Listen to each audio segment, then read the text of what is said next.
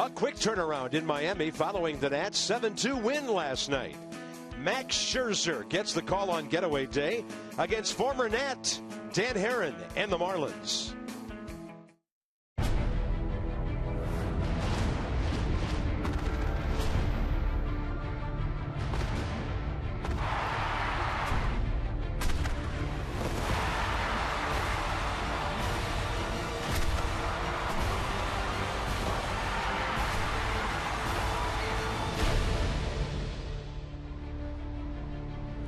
Welcome to Miami, and here in South Florida, not that far from South Beach, Marlins Park. Nats fans coming in. It is game number 100 of the regular season.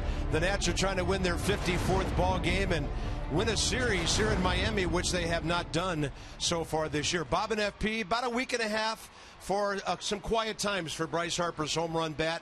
That ended last night. He'd been hitting the ball hard, but last night the elevation to go with it. Yeah, 3 home runs off Tom Kohler the last time he faced him, so you knew something might happen last night. And Bryce Harper in a 2-2 ball game put his club ahead 5-2. The first home run for Twice Harper last night. We're calling Miami Bryce, and rightly so. 2 upper deck shots. Got a fastball up from Kohler.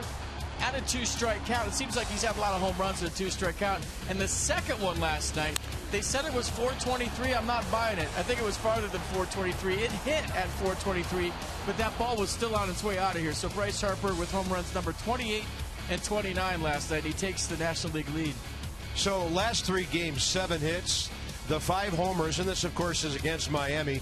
9 RBIs and 7 runs, and career, he's just punishing Marlins pitching, his most prolific numbers against any opponent out there. So you couple Harper and his power with the pitching of Max Scherzer today, and you're feeling pretty good about going to New York 2 out of 3 here. Yeah, when you look at Max Scherzer's last outing, he gave up a season-high 5 earned runs, but I thought his stuff in Pittsburgh was pretty good. He made a mistake on a slider to Polanco, really the difference in that game, but he gave up a season-high 3 home runs. It didn't matter. The stuff was good. And you look at the numbers on the left. Are you kidding me? 2 earned runs or fewer, 15 starts. 1 walk or fewer, 16 starts. 5 hits or fewer, 12 starts. As dominant as anybody. The 10-8 record should be a lot better than it is, but he still has a chance, an outside chance of winning 20 games, and it all starts here today against the Marlins. And then there's the offense. Ryan Zimmerman back. Jason Worth not in the lineup today. Anthony Rendon is, but you're starting to see guys feeding off each other.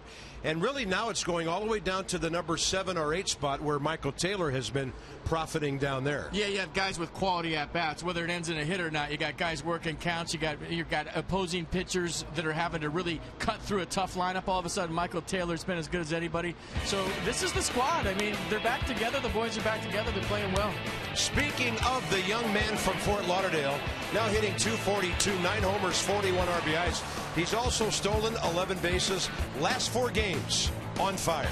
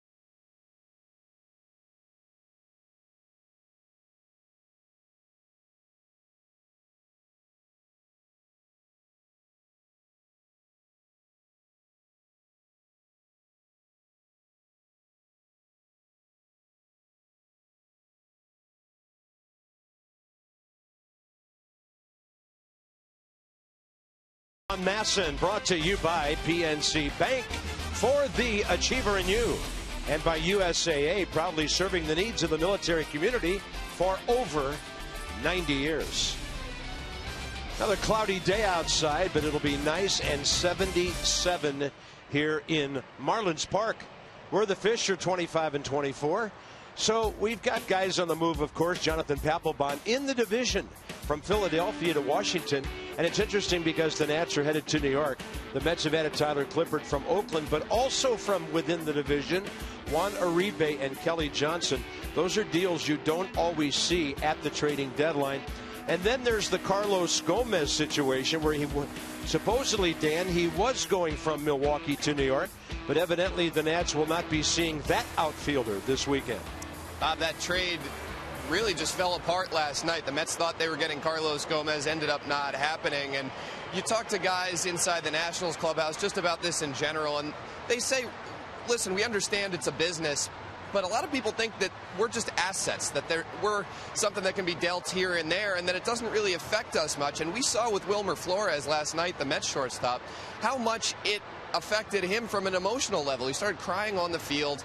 Talked with Gio Gonzalez about it today. He said, you know, listen, he's got a family, he's got situations in New York, and you find out that you're getting traded, and it really does hit you on an emotional level, and it's something that impacts not just the team and the organization overall, it impacts these players in a big way as well. So this is an exciting time for fans. It's an exciting time for us to watch all the dealings that go on at the deadline, but it does impact these players on a very deep level as well.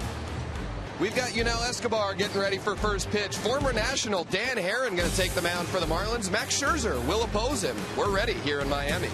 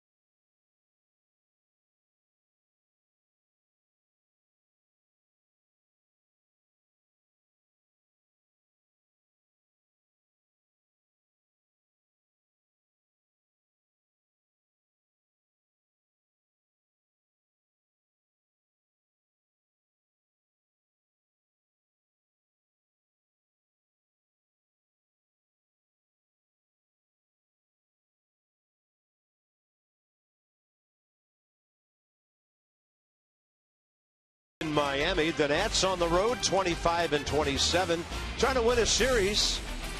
They've lost 4 out of 5 here, but they could change a whole lot of that here today and head on to New York with some nice momentum. When they score against the Marlins, they beat them. When they're shut down, they lose. It doesn't sound that complicated, does it? But the Nats score 7 a game when they beat Miami. The Marlins in July have been pitching really well.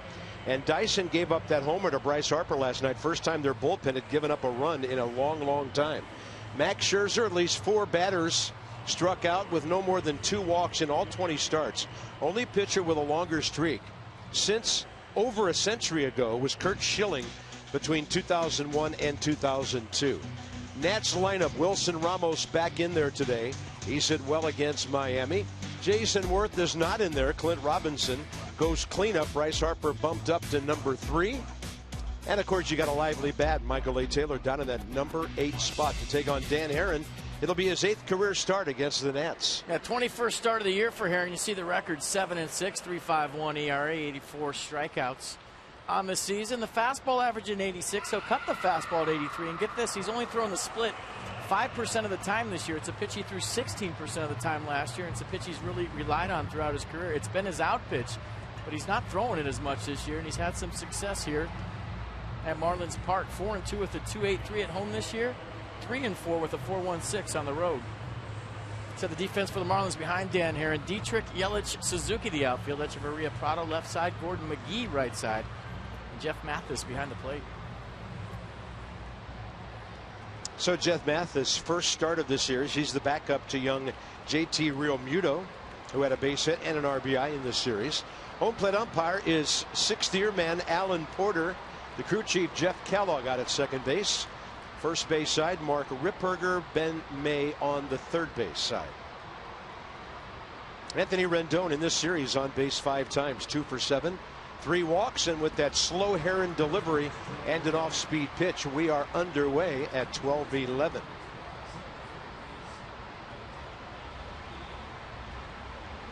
Rendon 0 for 3 career against Herron. Looks at the breaking ball outside.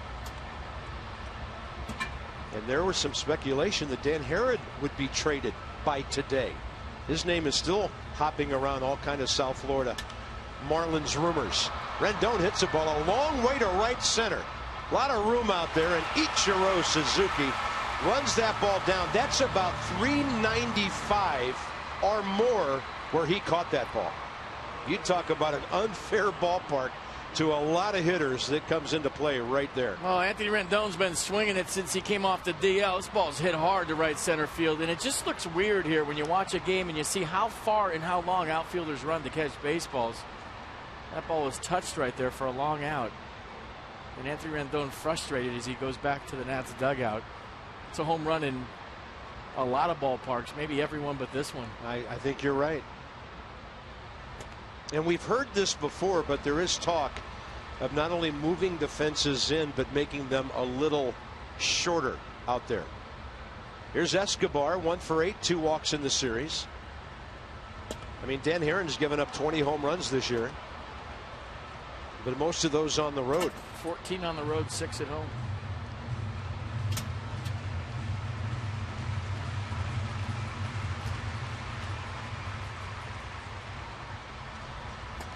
And the 0-2 is outside. Dan Herron, his MO, getting ahead, teasing the strike zone.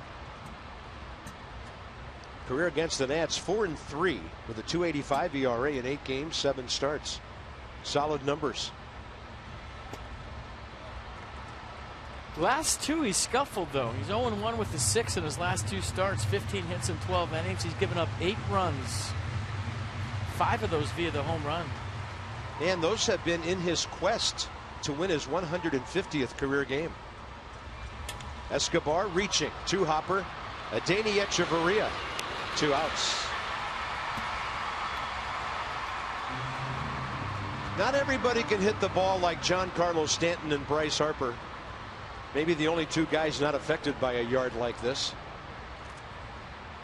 Bryce tape measure exhibition here last night.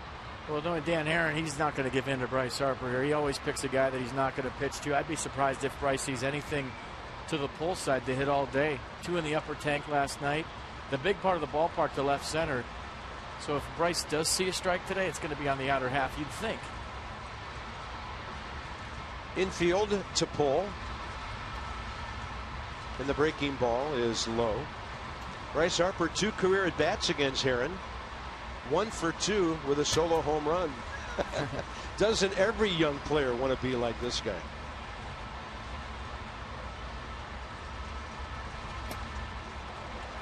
And maybe a few old players too. Yeah. Harper now 4 for 8 in the series. On base 5 times. He's added 2 homers and 4 RBIs onto his totals. And a 1-1 pitch. Fading outside.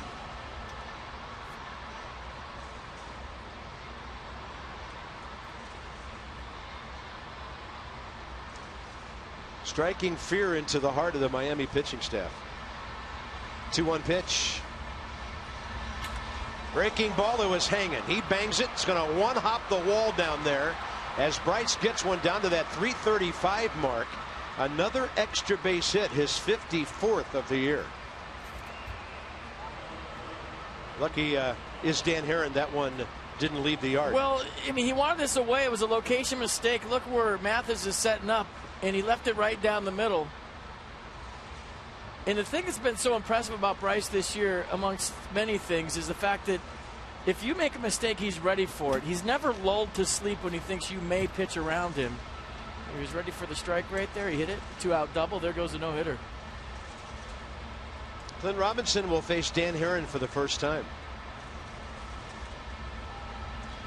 Clint actually is a 1,000 hitter in this series.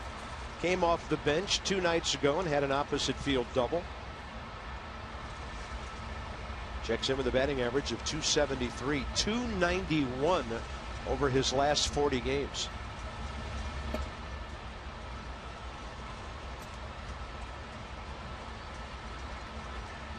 Interesting to see what Dan Herron does here to Robinson. Does he go after him, or does he want a right-on-right matchup with Ryan Zimmerman on deck? He's never going to give in if he has a base unless he has the guy in the box that he wants to get out. Turns it over, misses outside, 2-1. And Clint has shown us pretty good plate discipline. 18 walks in those 40 games, scoring 23 runs to go with some of those other numbers.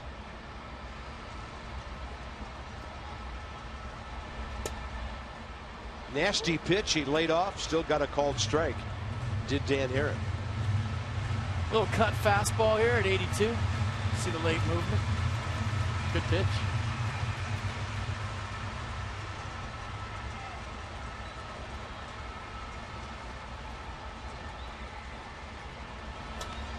He had Robinson reaching. Good pitch off speed, and Dan Herron puts up a 0 here in Miami, while the Padres just failed to score in the top of the first at New York.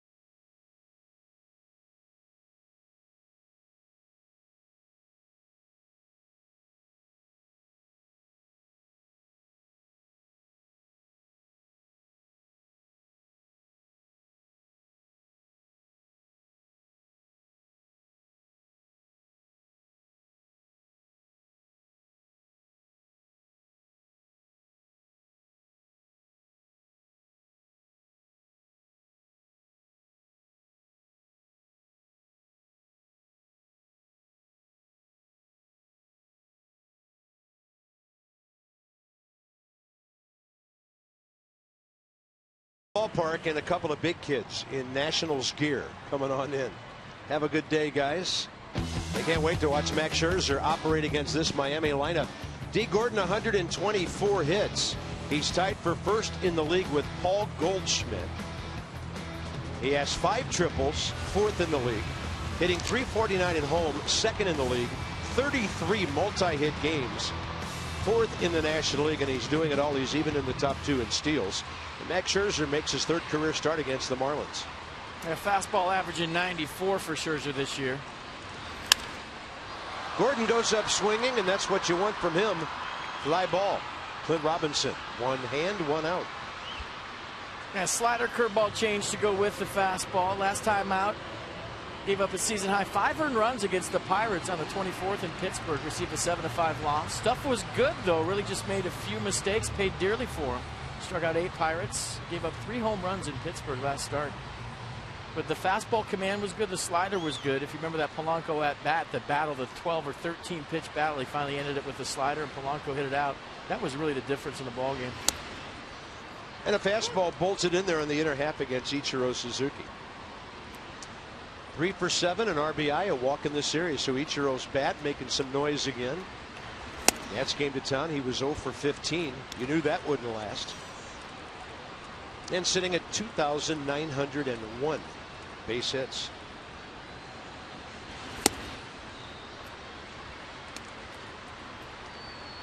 He's had success against Scherzer over in the American League, 6 for 21 with a run batted in.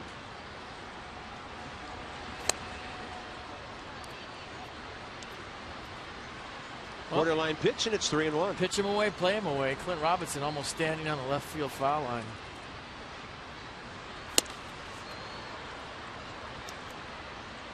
Sure, went after one on the inside part there.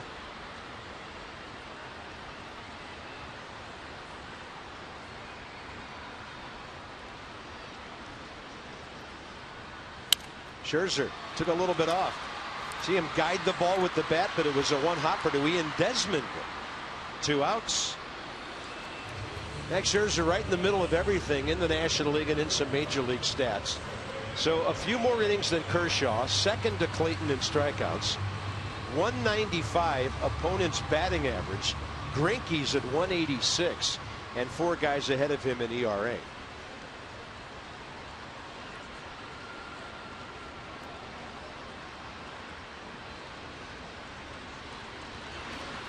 Christian Yelich goes up hacking, and that's off to the left. See, that swing right there is so typical of a Max Scherzer outing. You guys sitting dead red trying to get to the fastball, and hitters counts, and they're late. And why are they late? It's because of the deception of delivery. And what's deception mean? Well, he's a crossfire guy. He's stepping toward the third baseline, kind of sinks on his back leg, and the ball has a little upshoot to it where it almost has a rising effect added with the crossfire effect. And you see guys late all the time. 92, 93, let alone when he goes to the 97, 98. Just watch where he steps, watch his back leg kind of collapse, and he gets kind of an uphill crossfire effect on his fastball. 0-2 after he got the outside corner a moment ago. Chosen the fastball away. We saw Doug Fister last night with downhill tilt in a 6-7 frame. Max Scherzer kind of has an uphill deal going there with the crossfire to add to it. That's why you see awkward swings on fastballs.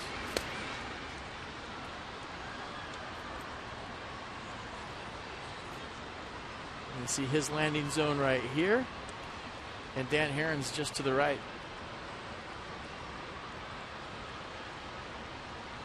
Two to the count to the number 3 hitter, and Yelich will slice it straight back.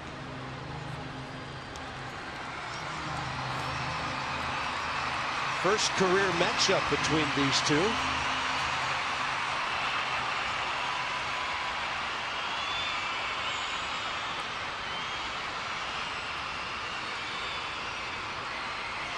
And a 2-2 lined up the middle.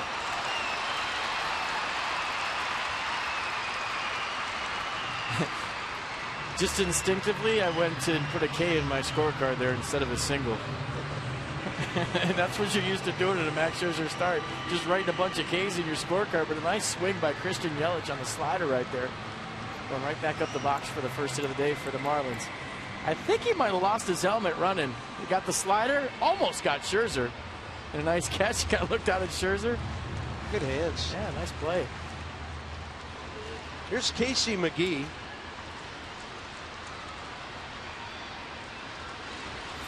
Interesting choice by Dan Jennings today in the cleanup spot. The right-hander McGee batting .212 instead of the left-handed hitting first baseman Justin Bour. McGee is good, as FP noted, at taking the ball the other way. He did it last night for a double. And that one fouled a bit off to the right. The count's even 1-1.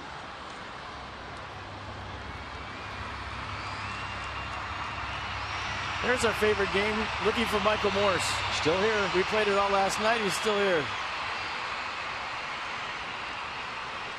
Yeah. Anybody know where I'm supposed to be? Swing and a miss. 1 ball, 2 strikes. All kinds of trades that happened, that didn't happen, and people crying. I mean, it was just a mess last night. Baseball was a mess. There's no crying in baseball. It was a mess last night. He traded. Latos got traded. Wilmer Flores was traded, but he wasn't traded.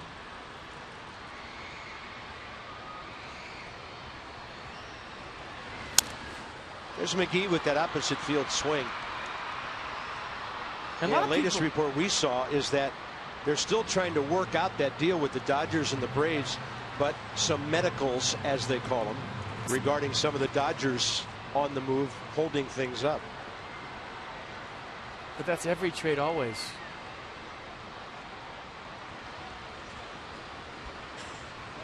Yelich, unbelievable jump. Yeah, no throw necessary there.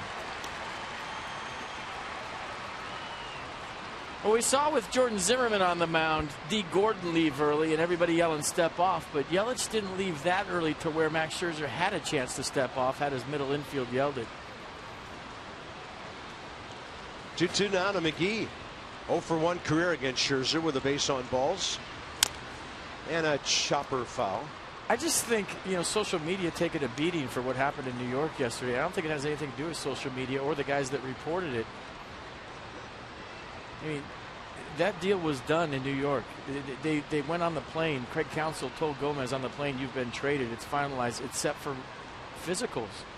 So I think it's just imperative in today's world with Twitter and Facebook and all the social media outlets that you be specific about the trade and what's going on right when it happens so that everybody knows. Ground ball to the right side. Rendon takes care of that. Ryan Zimmerman grabbing that throw. He'll lead off, and he's been on base 3 times first 2 games back.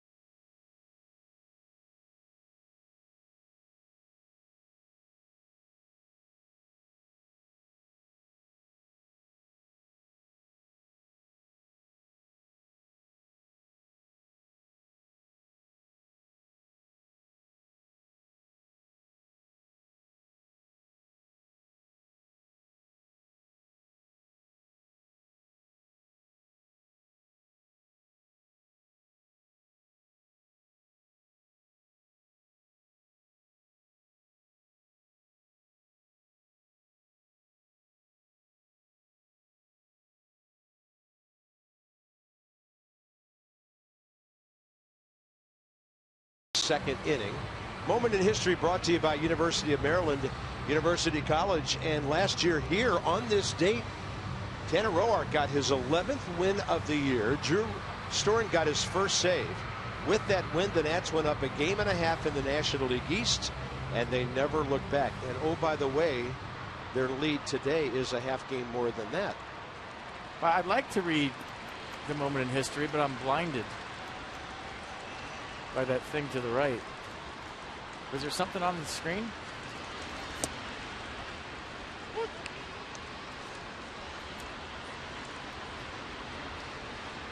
Worth the price of admission on its own. I'm seeing stars in purple right now. I don't even know. I can't even see. Who's hitting? 1 ball, 1 strike to Ryan Zimmerman. So in this series, 2 for 7 with a base on balls.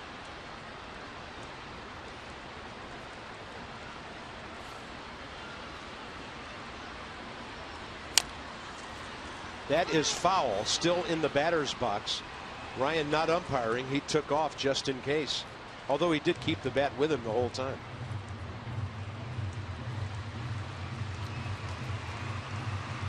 Ran into Ryan after the game last night, and he said it sure feels good to be back in there, but he's also feeling great being back at first base. He said, I really feel like I'm picking up some of the nuances of being over there. We talked about how quickly he popped off the bag on that one play last night. He said he's enjoying learning and doing well at first base. Enjoying playing baseball again. 2 balls, 2 strikes.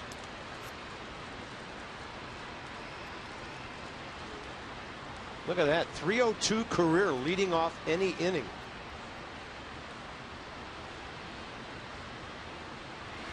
That ball was hanging, and that ball was banging out to left field, and Ryan Zimmerman slams one off the sign, well over the left field wall. His 6th of the year, and he is back. 1-0 Nats. That ball crushed. There has been some missiles hit by the Nationals in this series. And he has looked so good since coming off the disabled list. The timing's there, all of the moving parts on time, and he catches that one out front.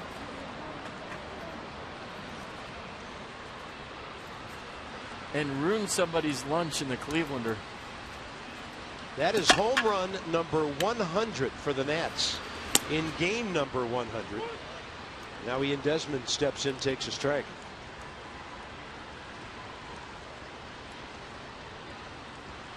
So Zimmerman, 6 on the year. That was the 190th of his career. Desmond looking to bunt, but Dan Herron put it so far outside it was unreachable. Yeah, watch the pitch right down the middle, kind of ran back to the inner half. Dan Herron knew his 7th home run that he's given up here at Marlins Park this year, and it wasn't a cheapie off the bat of Ryan Zimmerman. A bolt that just clears the fence and blew up a mojito. Zimmerman RBI number 35.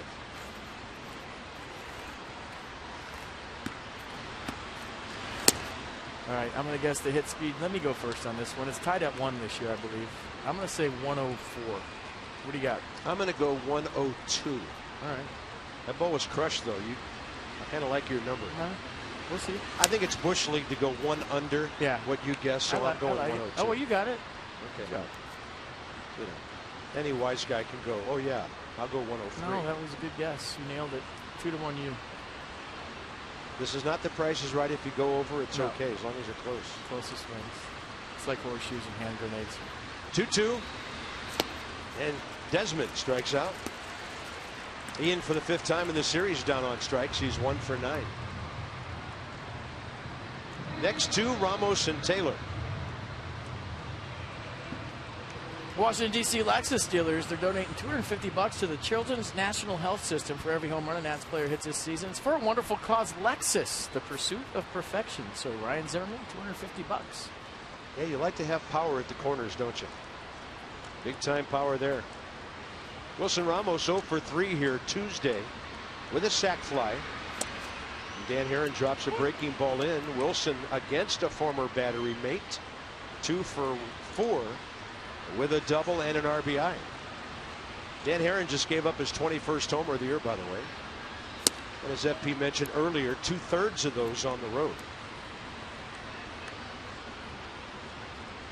It's good to see Ryan Zimmerman back and swinging the bat. Like you said, playing a nice first base. The team's getting close to full strength. Look out. Ramos, this ball heading out of play down the right field side. 1 ball, 2 strikes. And somewhere in that first base dugout, or maybe in the tunnel, Max Scherzer's saying, I got all I need today. That's how he thinks.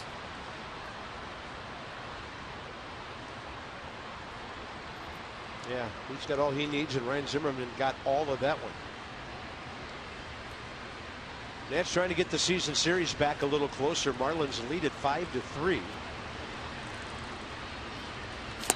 Ramos, a swing, a foul tip, and he's down on strikes. 2 in a row for Dan Herron. Herron's such a veteran. He gives up the home run. What does he do? Right back in the strike zone with all of his pitches. 2 strikeouts in a row. Not fazed by the solo shot at all. And how about Michael A. Taylor going the other way last night? Short, compact swing, got a slider up. And that's not easy to do in this ballpark. Leave the other way, but Michael A. Taylor's been as good as anybody lately. Herron had him reaching for the first one. Casey McGee over to have a look, no chance. So the pride of Westminster Academy up in Fort Lauderdale, class of 09, going deep here. And of course, Matt Dendecker up with the Nats for a couple of weeks, same high school. Matt went on to play in Gainesville.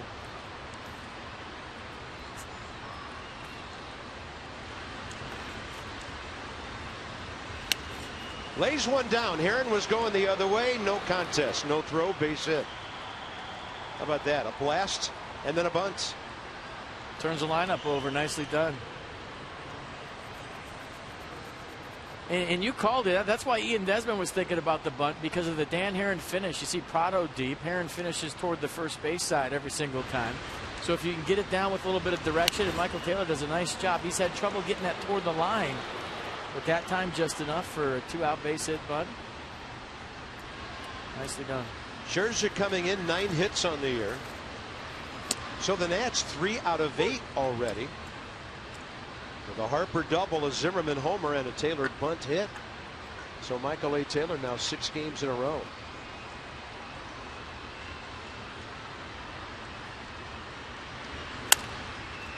Scherzer out to short for Echeverria. He hasn't made an error in 35 games at short. No defense against what Ryan Zimmerman did. Bang. Inside edge, turning on it. And Ryan, 6th of the year, puts the Nats up on top early on getaway day.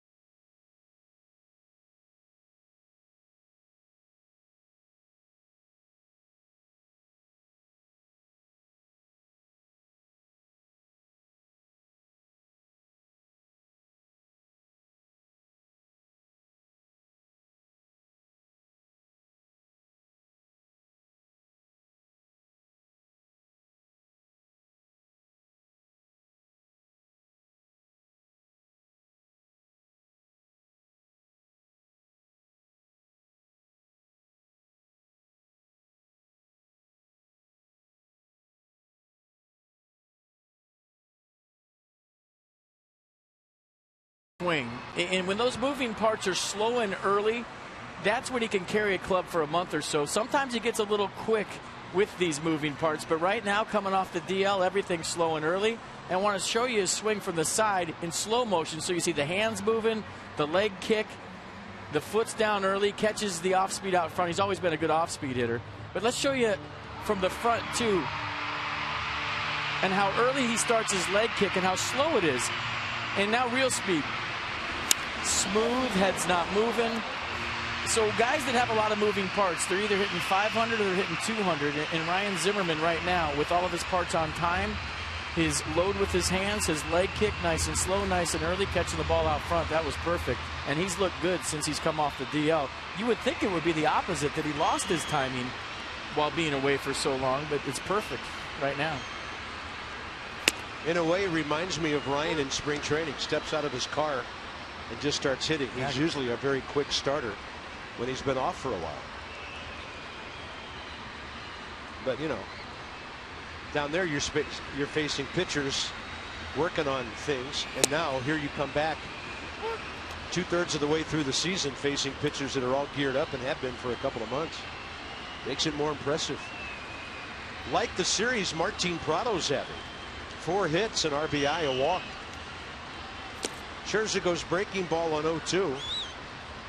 Prado, another veteran guy who's had success against Max. 6 for 10.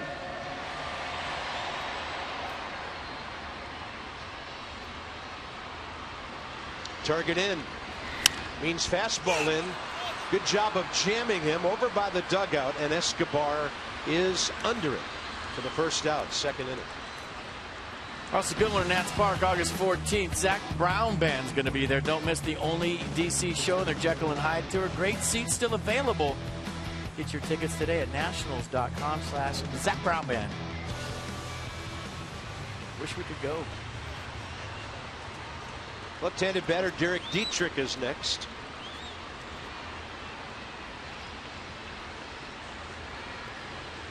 We'll be stuck in San Francisco. That ballpark. Ugh. Baseball in San Fran. That's a great yard, isn't it? Dodger Stadium, AT&T Park, and Coors Field on that next road trip. Those are all good yards.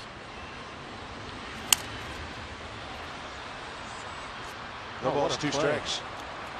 Great play by the fan. He had a glove and he made like a jumping catch in the stands. Dietrich in this series on base 3 times, 2 walks. He's been hit by a pitch.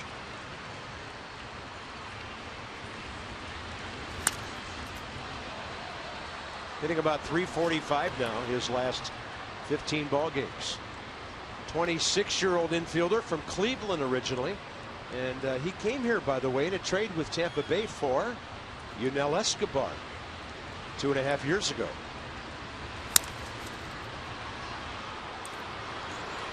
Anthony Rendon had to back up a bit, not a problem there. And a couple of quick outs for Max Scherzer.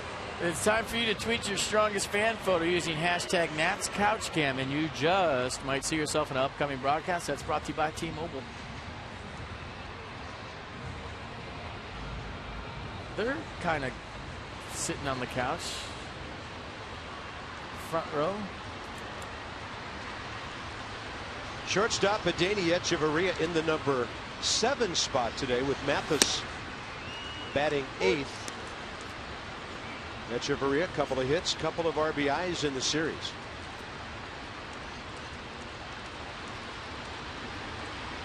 One for 3 against Max Scherzer with an RBI. Mets have an early run in that game at New York, top of the 3rd, 1-0. Camp day. You can hear them. They're all sugared up, wired for sound right now. Yes, he did, says Alan Porter. Echeverria can't believe it. Ramos tags him, inning over. Max Scherzer, first strikeout of the day. Top of the order with Rendon, Escobar, and then the slugger, Harper, straight ahead.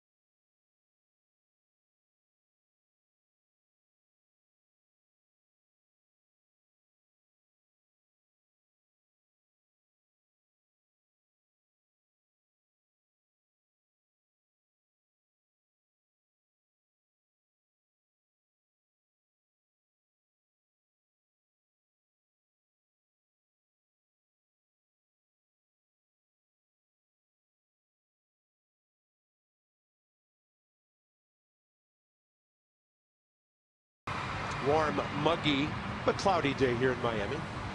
For the Achiever and you, PNC Bank with our minor league report. We check in on Blake Trinan, sent down recently by the Nats, 3 games since.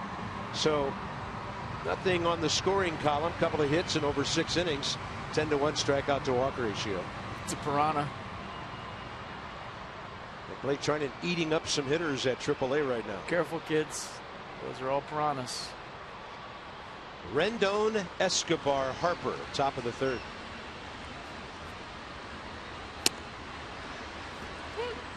Anthony hit one a mile, but it was caught 395 feet away by Ichiro in the right center gap. Dan Herron's breaking ball outside. First 2 innings for him.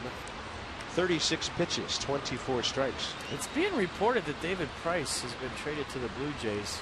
Wow. Unless, of course, that he isn't traded and it's all false.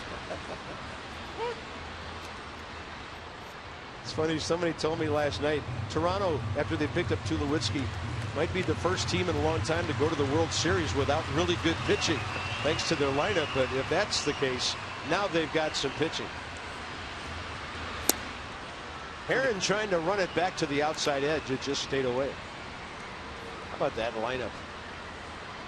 Tulo leading off last night. First time ever he had 3 with a home run. A couple of doubles. That one in on Rendon's hands and a fly ball for Dietrich in left. Escobar and Harper now ahead here in the top of the 3rd. Nats didn't score till the 4th inning last night.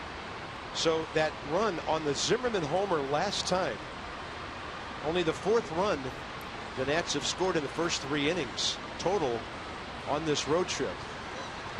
Yunel Escobar's looking at Martin Prado and waving him in. He wants him to play shallower. He's fun to watch play baseball, I'll tell you what. He doesn't hit it that way. It's out to right center. Looks like Ichiro has it. Made the early call. 2 outs. Here's Harper. Well, first inning, they got a curveball hanging out over the plate. Drove it down the right field corner for a 2-out double. First hit of the day for the Nationals. Be surprised if he sees anything to hit right here. Let's see. Look at this on the road on base streak going. 3 away from Jim Thome. Barry Bonds and Derek Jeter down the road. So approaching Ichiro. And overall, Harper has been on base 22 games in a row with a 7-game hitting streak right now. And those numbers brought to you by Jeep. He'll be ready for a mistake, but I'll be shocked if Dan Herron throws anything close to being over the middle of the plate.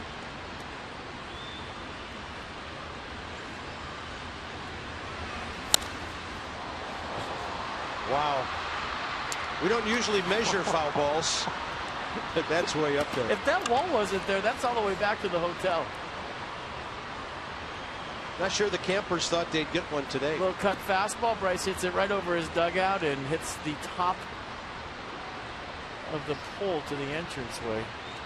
He's finding places in this ballpark that people didn't know existed.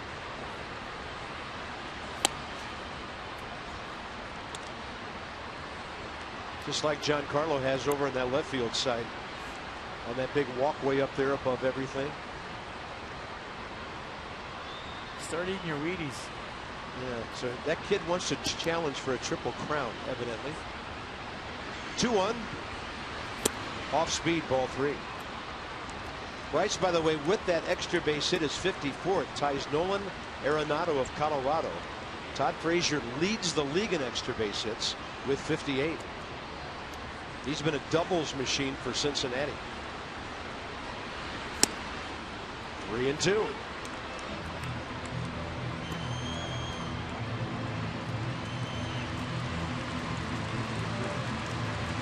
I think Bryce thought he was getting ball 4 right there in a 3-1 count. Herron threw it right down the middle, 83. Careful doing that again. Target in. Low. And Bryce Harper, who has driven in 68 runs, has now walked for the 74th time. Dan Herron first walked today, and he'll deal with Clint Robinson. Saw a stat today. He's reached base safely in 87 of the Nats' 94 games. That's including today. 87 of 94 he's been on base. Yeah, when he's out there, he's on base. 2 for 2 today. And Robinson lashes one foul over the outreach glove of McGee. A couple of feet foul. Clint pulled it to McGee on an unassisted ground ball first time up.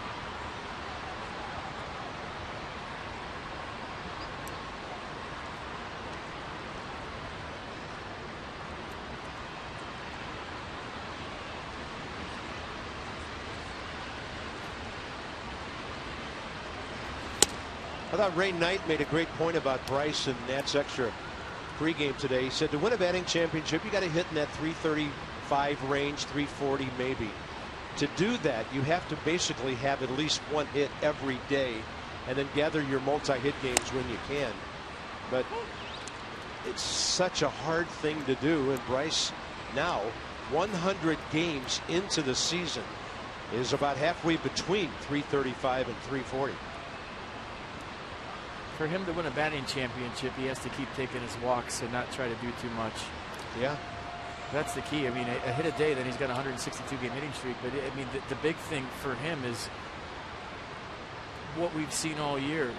Stay inside himself, as he calls it, staying in his lane and taking the walks when they're there and not trying to expand the strike zone and do too much, which he's done throughout the course of his career. And that's why he's had such an amazing year this year. He's stayed within himself. You want to walk me, I don't care who's hitting in front of me, I don't care who's hitting behind me. And when you say walks, you think like they're just pitching around him. No, he's earned every bit of every one of his walks, except for the intentional ones, on close pitches. He's getting the best pitch from every pitcher he's seeing every single time up. So his eye, to me, has been the difference in laying off stuff. And that's how he's going to win a batting championship. And to Ray's point, you know, a 1 for 3 instead of a 1 for 5. You know, you take a few walks, you keep chipping away. Right. Legit Triple Crown threat, legit MVP candidate. And we haven't seen any reason to think otherwise in 94 games this year. 1-2. Harper leads off first. Bryce taking a pretty short lead. Glenn Robinson takes one up and away, and he's got a good at bat working here. Behind in the count, he's worked it back to 2-2.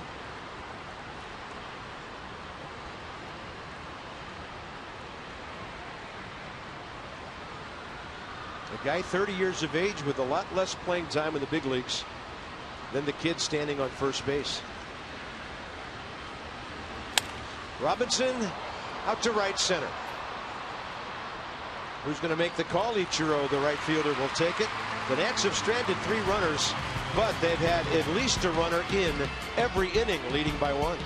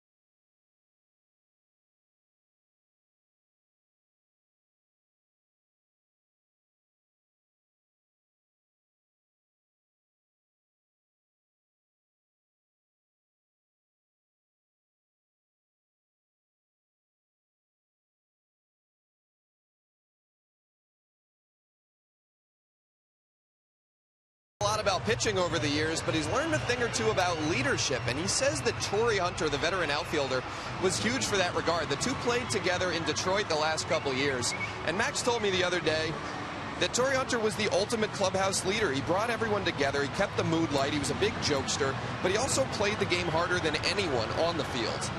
Max told me the key to that was that Hunter was incredibly relatable regardless of who he was talking to. And Max doesn't see himself as an incredibly vocal leader in terms of giving team speeches, but he learned a lot from Hunter in terms of always pulling positives from situations and how to pull a team together. And don't think it's any accident that the Minnesota Twins have benefited from Torrey Hunter coming back there. Second place, AL Central. When you're talking cars, you're talking Coons. That's Dan with our Coons.com sideline report. Everybody talks about what a great influence Torrey Hunter is, and that's indeed the case, but he walks the talk, too. It's not like he's just some cheerleader, and I don't think he gets enough credit for how good he is late in his career, he's a great influence. He's done wonders for the clubhouse. He can still play. And I think that goes under the radar because of what a great guy he is. Jeff Mathis strikes out. Ball hit the dirt, but he walks away, and that'll be 2 in a row for Max Scherzer. Now Dan Herron, who can hit, will face Scherzer. He's 0 for 2 career against him. Dan Herron has 5 hits and 4 RBIs this year alone. Career batting average of over 200.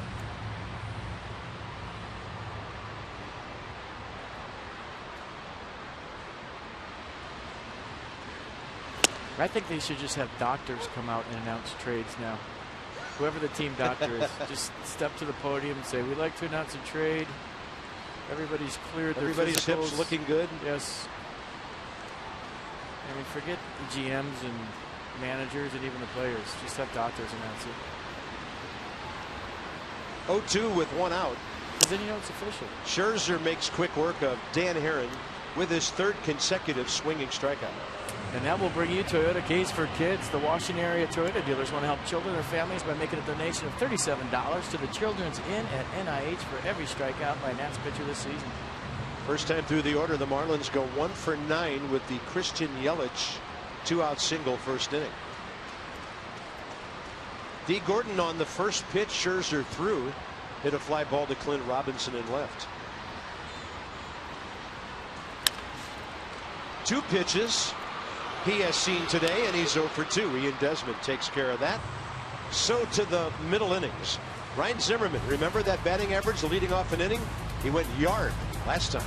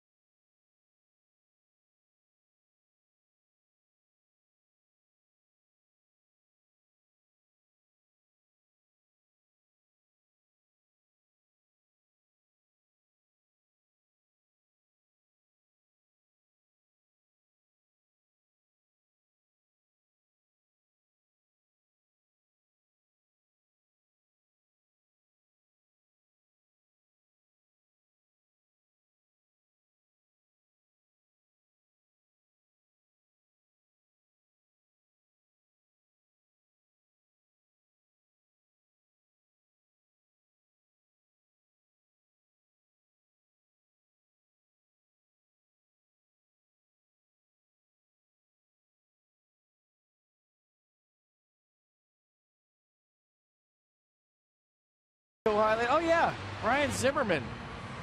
An off-speed pitch, kind of breaking down and in. Caught it out front, zoom it in. His 6th home run of the year into the Clevelander. And who knows what it hit. I think it hit the side first. And then right into somebody's lunch. And that's where we stand. 1-0 Nats as we go to the top of the 4th. 190th home run of his career. Ryan Zimmerman getting it done. And Bryce, his 24th double, 54th extra base hit. Max Scherzer averaging just under 13 pitches per inning.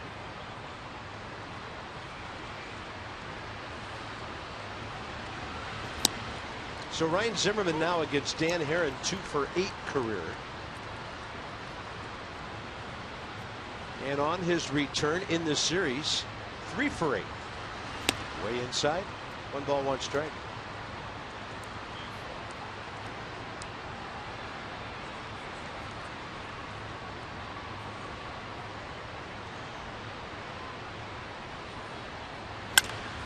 To Hopper to the shortstop, Echeverria. First out, 4th inning. Ball game, first pitch at 12:11 today. Into the 1 o'clock hour here. Nats on their way to New York to play the Mets tomorrow night. Gio and Harvey. Ross and DeGrom Saturday. Zimmerman, Syndergaard on Sunday. So Terry Collins has his starting rotation loaded up again for the Nats. But you might say the same on both sides.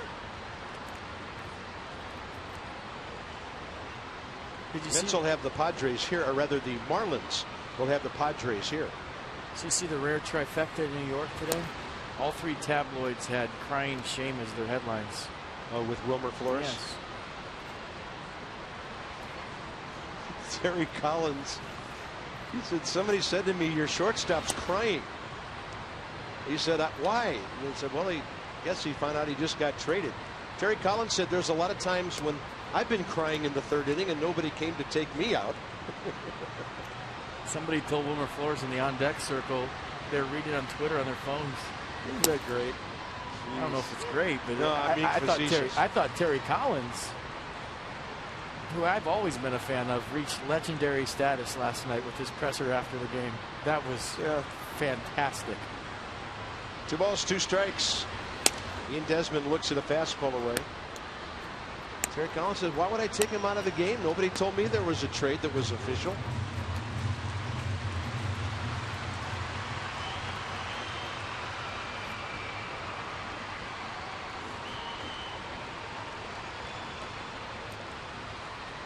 Ian Desmond, a bit of a scuffle in this series, 1 for 9. And he gets under that one over to the left side of the infield near the mound, and actually on the mound. Martin Prado grabs it. 2 outs. Headed to Nationals Park for the 5th 10-year Tuesday of the season. Tuesday, August 4th, Nats play the Diamondbacks 7:05 start. First 10,000 fans, you get a 10-year anniversary replica 2005 ticket. Visit nationals.com to purchase your tickets today. And you don't have to go to RFK Stadium to get it. Wilson Ramos struck out swinging first time up. He jacks one to right center. This ball's got some carry on it, and Ichiro's going to run it down right about where he caught Rendon's drive back in the first inning. Big swings, big flies, but staying in the yard for now.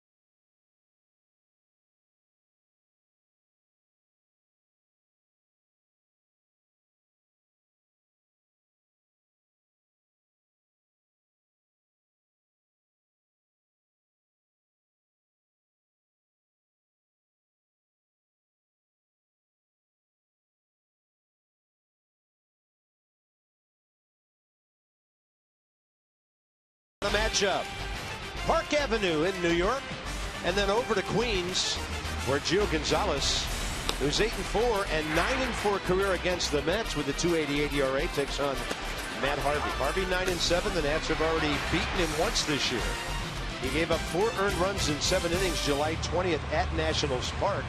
We'll get you going with Johnny and Ray. Nats Extra 6:30. The Principals tomorrow night, and quite a matchup in Gio. Right now is one hot left-handed pitcher, throwing the ball well. Didn't get to pitch here at home in this series.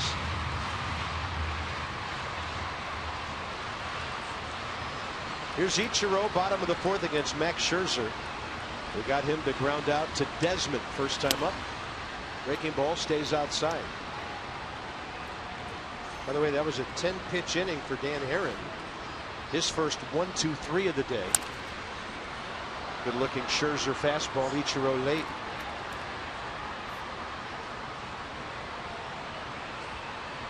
Look at this. 866 multi-hit games. Got to go back to that list with A-Rod, Pujols, Beltre, and Jimmy Rollins. It's almost 3 years of restless sleep. Like 3 full years of going home and out cold, not flip-flopping all night long, thinking about your 0 for 4. He went high fastball hunting on 3-1 there. It's the second time in a row Scherzer had him 3-1, and Ichiro took a big swing.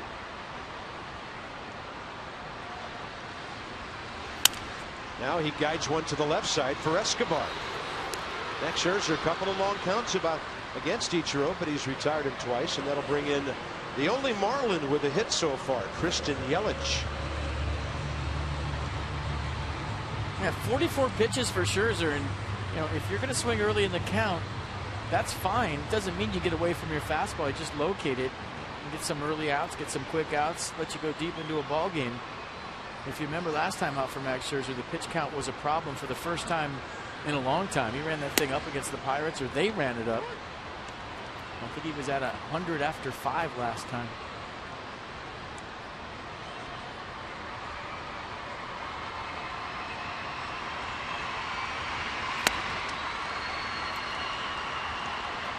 Yeah, that was the Friday night game. He was at 98 when he was removed after 5 innings. And that was the inning where he gave up those 2 home runs. Ground ball, right side. Rendon scrambles, gets up. Took him a second to find it in his glove, and Yelich beats it out.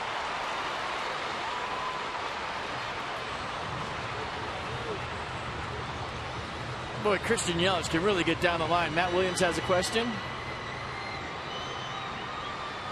And we'll look at it again together. Great play by Rendon to smother this ball. And you see where the ball is. He reaches into his glove just a hair with the hesitation.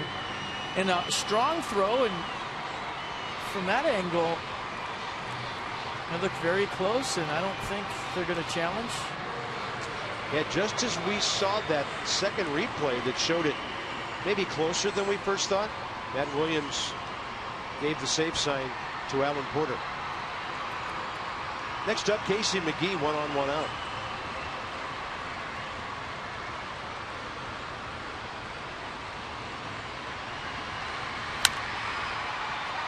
And this ball well out of play, right side. Let's look at it one more time. Yelich, a long strider. Boy, he covers a lot of ground. Can really run. And listed at 6'2", 196, and he has the only hits against Max Scherzer today. First one was a clean single up the middle. He's also 9 of 11 in stealing bases.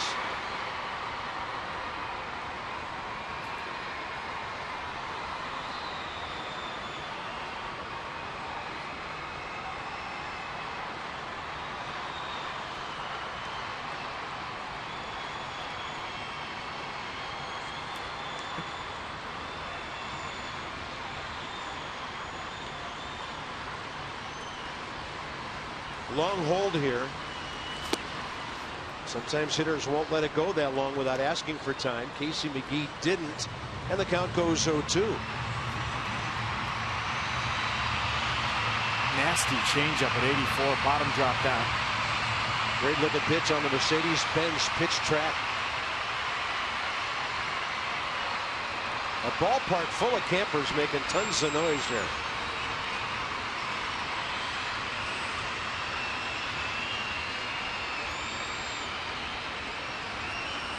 Long hold again, and this time Casey McGee does get time from Alan Porter.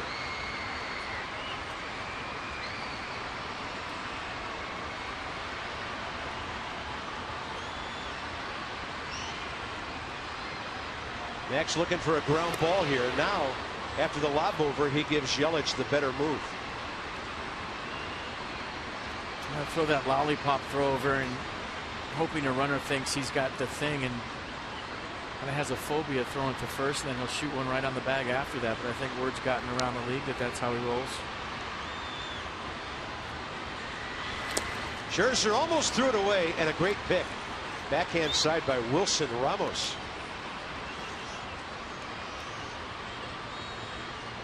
Nice, held on that slider a little bit too long. Ramos doing a nice job of stopping that ball and keeping Yelich at first base, keeping the double play in order, and the tie and run at first.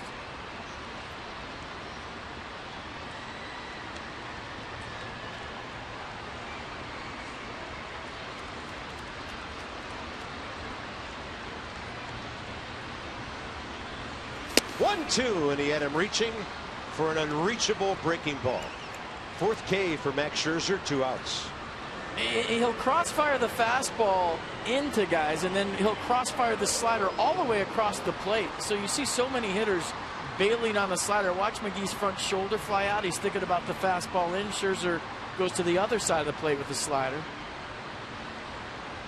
Nice pitch, big second out. So Martin Prado a tough out.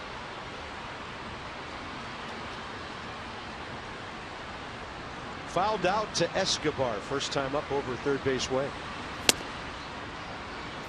Max gets a strike, tailing up and in.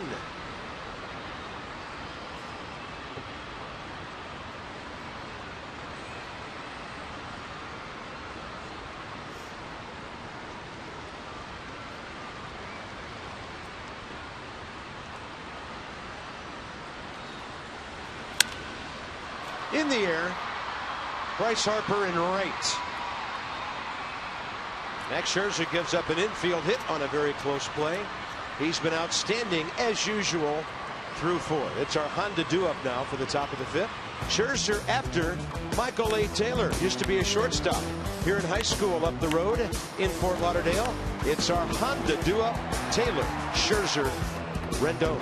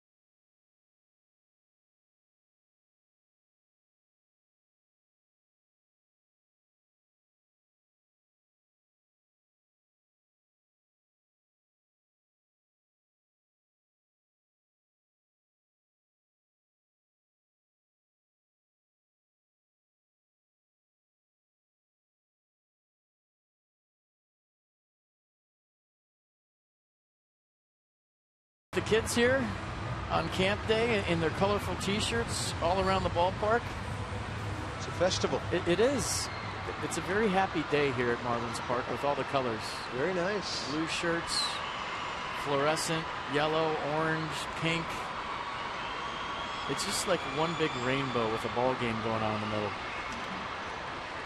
There's Michael A. Taylor. Dan Herron rolls in the breaking ball that misses low and away. Bunt, base hit. Now Taylor has his batting average up to 245. In this series, 3 for 7. He's been on base 4 times. Michael's ability to get on base and do damage in the number 8 spot previously will really help the Nats now that they have Rendon, Worth, and Zimmerman back, and he'll be for the most part hitting down in the lineup. Cutter, he didn't bite on that.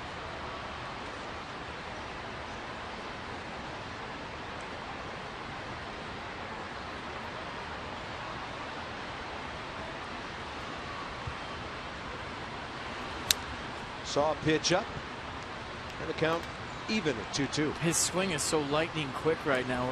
You know, the fact that he shortened his stroke, he's choking up on the bat, letting the ball travel. It's just nice to see him make the adjustments that he's made throughout the course of this season to become a very dangerous hitter. Trying to go multi-hit game now with a 6-game hitting streak already sealed today. 3-2. Way Max Scherzer's pitching. If Taylor could get aboard, Max, a chance to move him over, that could be huge. He doesn't have to get himself on. He just got walked. Dan Herron, second walk of the day, and Dan has more. That's Coco on Taylor. Building off what FP just said, Matt Williams said after last night's game that Taylor's opposite field home run showed the rare stuff from Taylor that you don't often see. He's strong, but Williams said that it's his lightning quick hands and his ability to get to the ball so quickly that lets the ball travel. He can let it get deeper in the zone, and then he has the power to drive the ball the other way. Not many guys are going to go opposite field here at Marlins Park and clear the fence. Michael Taylor did yesterday. That was impressive. Taylor running on the pitch, and he is in there. So not waiting around for the bunt, and now Scherzer could get him to third. Michael A. Taylor, 12 out of 15 stealing now. And it seems like he always goes on the first pitch. I love the move by Matt Williams. You know, be aggressive, 1-0 lead, into scoring position. Dan Herron delivered to the plate at times. Scherzer taking the pitch. And now Max trying to bunt Michael to third. Pitch was a strike. Scherzer gets it down, a play at third, and Taylor goes in standing up and gets tagged out. Ball didn't get very far from home plate, and Jeff Mathis took care of that on a 2-5. Well, a great play by Jeff Mathis. If I'm Michael Taylor, I'm going on this ball too. You're thinking with my secondary lead and my speed, I'm going to get there. But Mathis, like a cat, bare hands this ball. Watch Taylor. I mean, he gets a good secondary, sees the ball down. He should have went on that. Just a great play by Mathis. Maybe should have slid at the end. That's the only thing you could wonder about. Top of the order now, Anthony Rendon. I wonder if he banged his knee slide into second base, and that's why he didn't slide going to third, or he just kind of banged it with a weird stop right there. Yeah, you saw the left knee kind of decelerate the whole deal and buckle underneath him. You hope he's okay.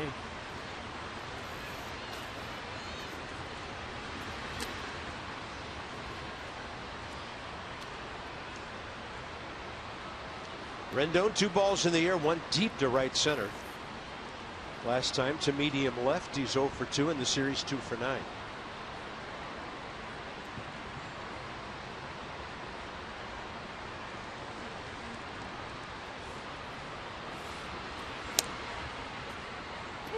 And the reason that knee buckled, he was caught in between sliding or standing up. That's why, as a young player, when in doubt, slide. Take that whole thinking process out of it. Get your uni dirty, make your parents wash it, slide every single time.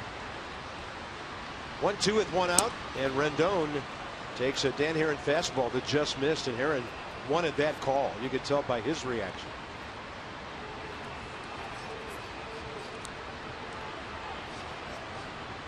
Dan Jennings thought it was a strike, and he's just being shushed by Alan Porter. Well, he can't see in or out from the bench. It's all he sees is height, and it's all he sees is his catcher's glove not really moving.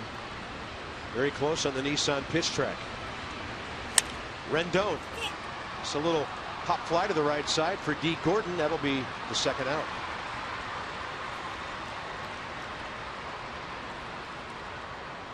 Today, USAA honors all of our service members at home and abroad. It's our USAA salute to the military. We appreciate their sponsorship today, and our thoughts, prayers, and hopes to come home safely with our servicemen and women around the globe fighting for freedom. Escobar, ground ball to short, fly ball to right.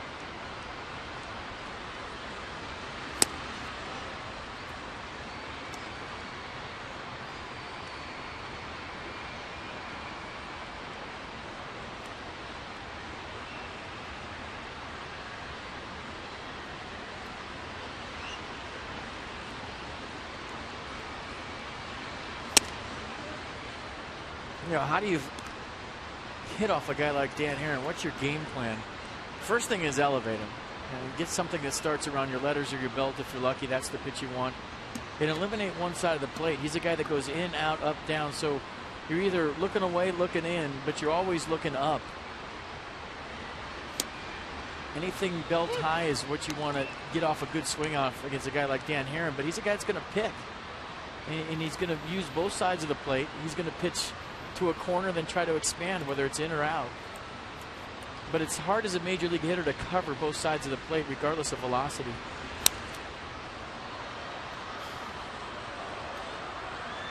Healthy hack by Escobar, but a ball that was up and in on him. In New York, by the way, Mets have increased their lead 5th inning. They lead San Diego 4-0. Behind Jonathan Neese, who's facing Andrew Kashner today. Escobar in this series, Marlins have pitched him well. He's 1 for 10. And the ball skips in. Max Scherzer had a good secondary lead, then he scrambled back. Thinking about it, he's a guy that practices his base running, looks for balls in the dirt. And we've seen him, he's been very aggressive on the base pass this year.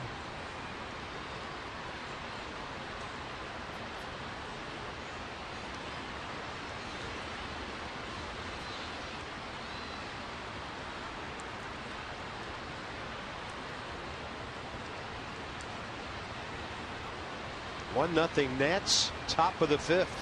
Scherzer at first, 2 down. On the run, Escobar turns on one, hits it way foul. Look out. Look out, kids. Dressed as blue seats. Those kids are camouflaged down there. The ones in the blue shirts down left field line. Overall batting average on the year, .318 coming in. Almost that good with 2 strikes.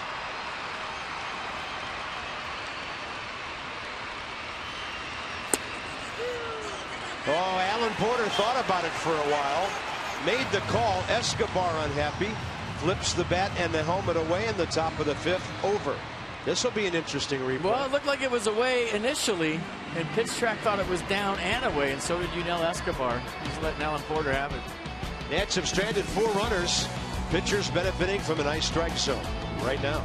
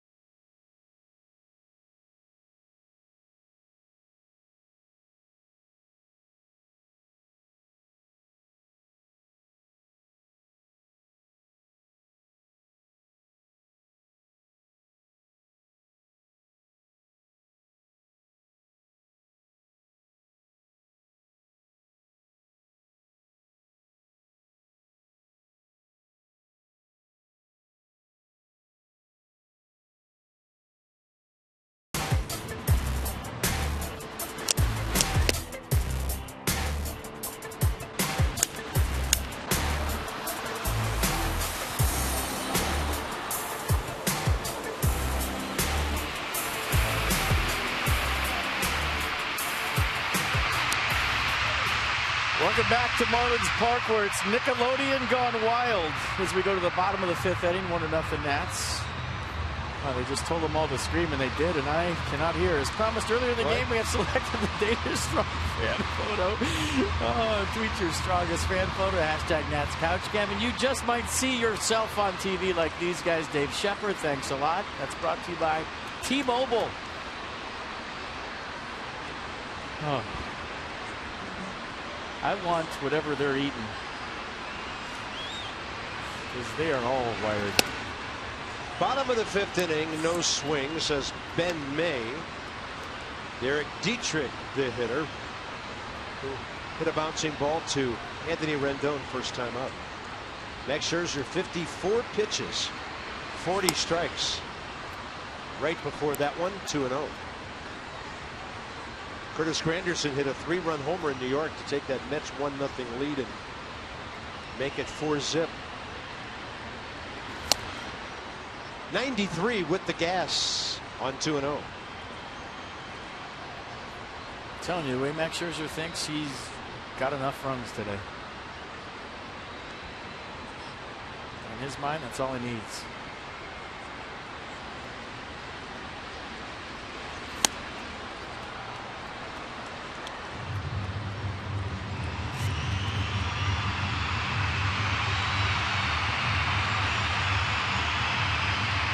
They should play this soundtrack in BP.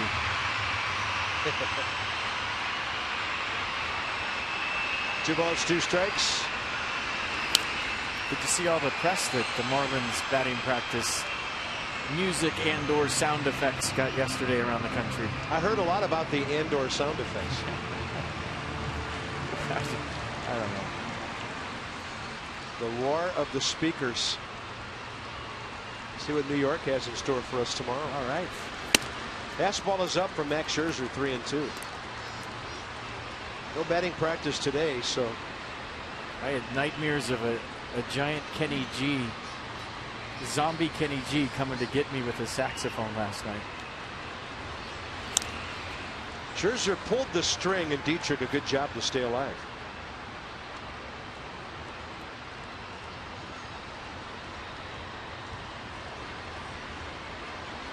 So Mercedes-Benz tracking the entire at bat here.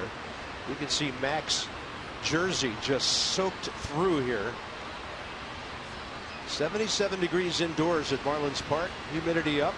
He's working hard, and that will be his first walk of the day. He's had some 3-ball counts, and for Miami, the first time they put their leadoff man on. Here, you read this one. You love the hot dogs. Dollar Dogs, presented by Hatfield, returns Monday. Nats take on the Diamondbacks 7 o'clock next week. They're available at purchase. All Nats dogs stands until the start of the 6th inning or while supplies last. Get your game tickets, nationals.com. $1 hot dogs.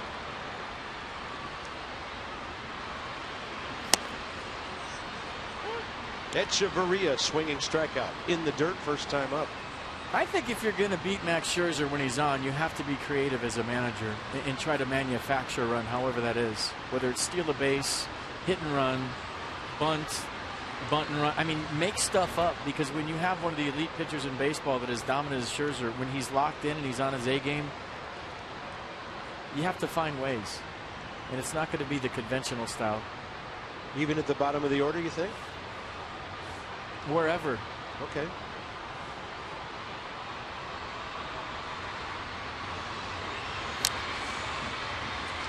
Yeah, the key, everything is contact. Marlins are a great job of putting the ball in play here against Jordan Zimmerman and company Monday night. 11 hits and a 4-1 win. Doug Fister was really good last night. Limited to the Marlins. Just 4 hits, 1 against the bullpen. He's got his bullpen up. He might pinch hit for Heron here. He might pinch hit for Mathis. Who knows? That's why if you get a base runner against Scherzer when he's locked in, it's like gold. You have to take advantage. You have to find a way, whatever that may be, without forcing it and just being flat out stupid. I mean, figure a way to generate a run. If you're a base runner, really focus on the down angle of the ball. Look for something in the dirt. When you have a 2-strike count and you think off speed is coming, watch the flight of the baseball. If it hits the dirt, go. If you see the catcher go to his knees, take off. If you get thrown out, no one's going to have a problem with it. But as a player, as a manager, as a ball club, when you're facing the best, you have to find a way. And it's not going to be 3 or 4 hits in a row, you would think, when Max Scherzer's locked in. Left-hander Mike Dunn's been playing catch. Now he's up and pushing off the rubber in the bullpen right field. 0-2, Scherzer to Echeverria here. Pretty good lead over there by Dietrich. And Echeverria hits one right below us.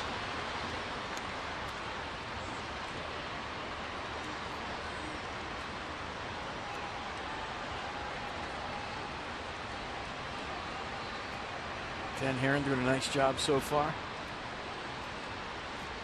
85 pitches, 52 strikes. Yeah, is his day done?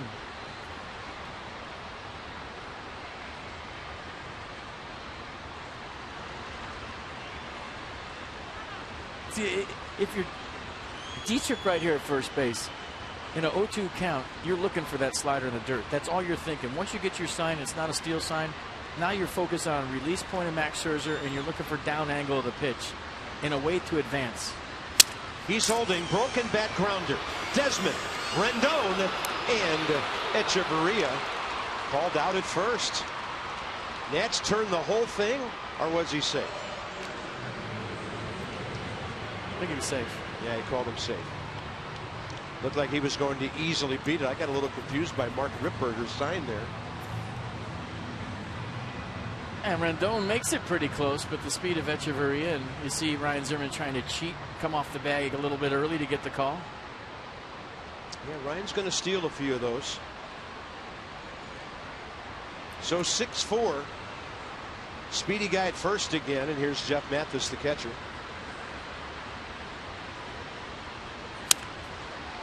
Left side, Escobar. Rendon's got plenty of time to turn that 5-4-3. Dan Herron was in the on-deck circle. Right back to the dugout. Double plays. There have been a bunch of them for both teams in this series. Made to order on a 5-4-3. On to the 6th inning.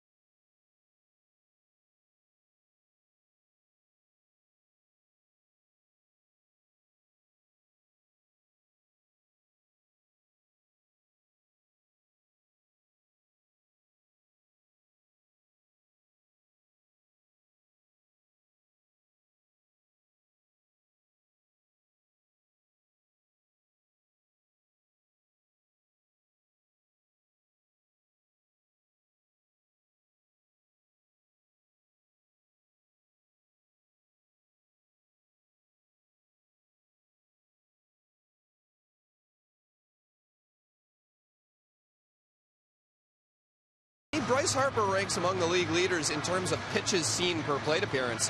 But when the Nationals got healthy recently with Anthony Rendon, Jason Worth, and Ryan Zimmerman coming off the DL, they got 3 more guys who see a lot of pitches in their at-bats. And that obviously is something that Matt Williams likes. He wants to see his guys grind at-bats, get the pitch counts up of opposing starters, and get deeper into games without needing to see that starting pitcher in there. He said when we've got guys who see a lot of pitches, it typically translates into high on-base percentage guys who are good 2-strike hitters.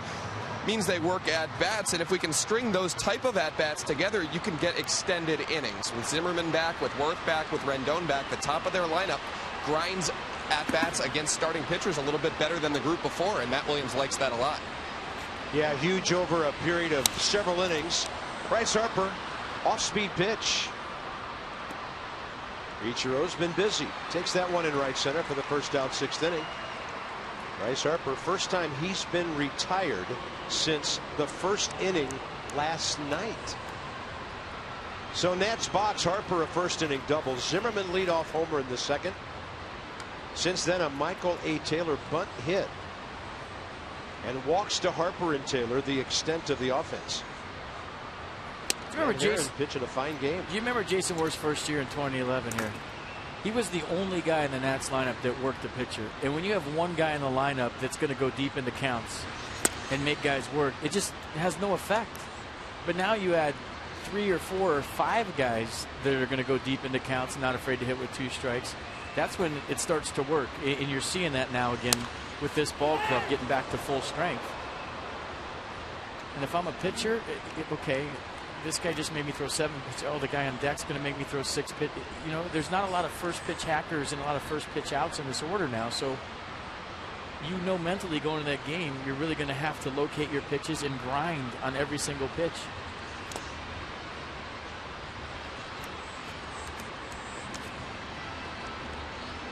That's why the A's have won so many games in the regular season throughout the course of, you know, the last 10 years or so, because they get guys together, 9 guys that are going to do that to a pitcher. Clint Robinson takes a strike, and it's 3-2. He's pulled it twice, once on the ground to first, in the air to right.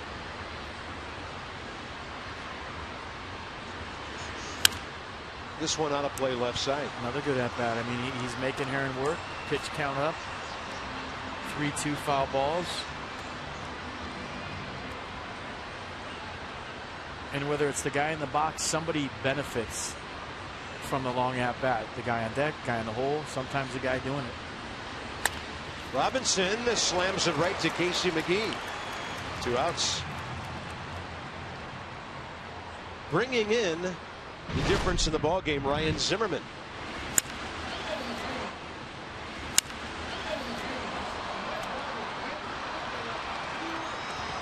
That's a sweet sound, didn't it?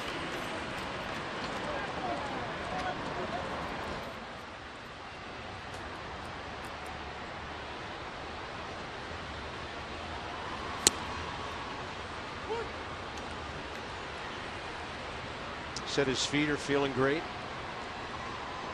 That left foot was really barking at him for a long time. Got that quieted down. He's got specially fitted orthotics in his shoes. 1 ball, 1 strike. I think it's called the Strasburg boot, actually. It's what plantar fasciitis patients wear at night while they sleep. It keeps your foot at a 90-degree angle to stretch it out. That's a fair ball. Down into the left field corner. Ryan Zimmerman's going to have 6 total bases today.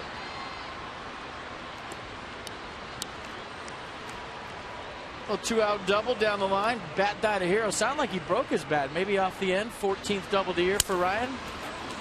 Yeah, you could hear the bat when it dropped. It was rattling a little bit. So bat did die a hero. And watch him run. Not bad at all. We watched him hobble around for a couple of months. That's the best we've seen him run this year. There's a broken bat. Died a double. Yeah, they call that the Strasburg sock night splint. Keeps your legs stretched out all night while you're sleeping, and when you wake up, that thing is really stretched out, and it saves you a lot of therapy. That's what Ryan's been wearing at night. Can you say that again for me? The Strasburg sock night splint. One more time? No.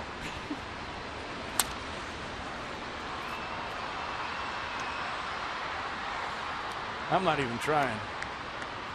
There's the Zimmerman Just call it the Strauss sock. Day splint. Double day splint. I've worn that thing. It's not real comfortable. You just have to get used to it. Great benefits, though, for that battle against plantar fasciitis. It's not like you're doing an infomercial. I like it. Not available in stores. Here's how to order. 2-1 to Desmond, who has struck out and popped up.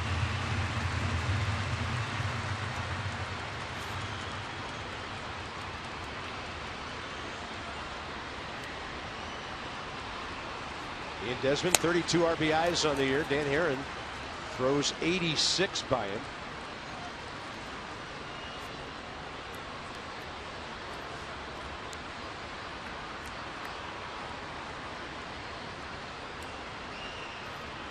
1-0 Nats. They've out hit the Marlins 4-2. Looking for a 2-out knock to double that lead.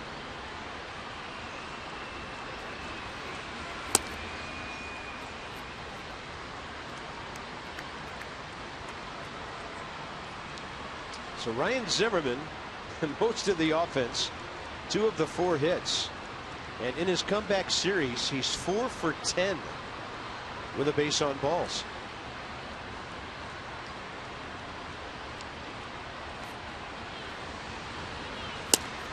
Ian Desmond's going to get rung up, and he can't believe it. Alan Porter behind the plate. 2 strikes. You better be hacking. Well, Escobar's called third was outside. This one looked even worse. Wow. Ian Desmond can't believe it, and they're still having a little chat at home plate as we speak. Somebody's warming up the jet.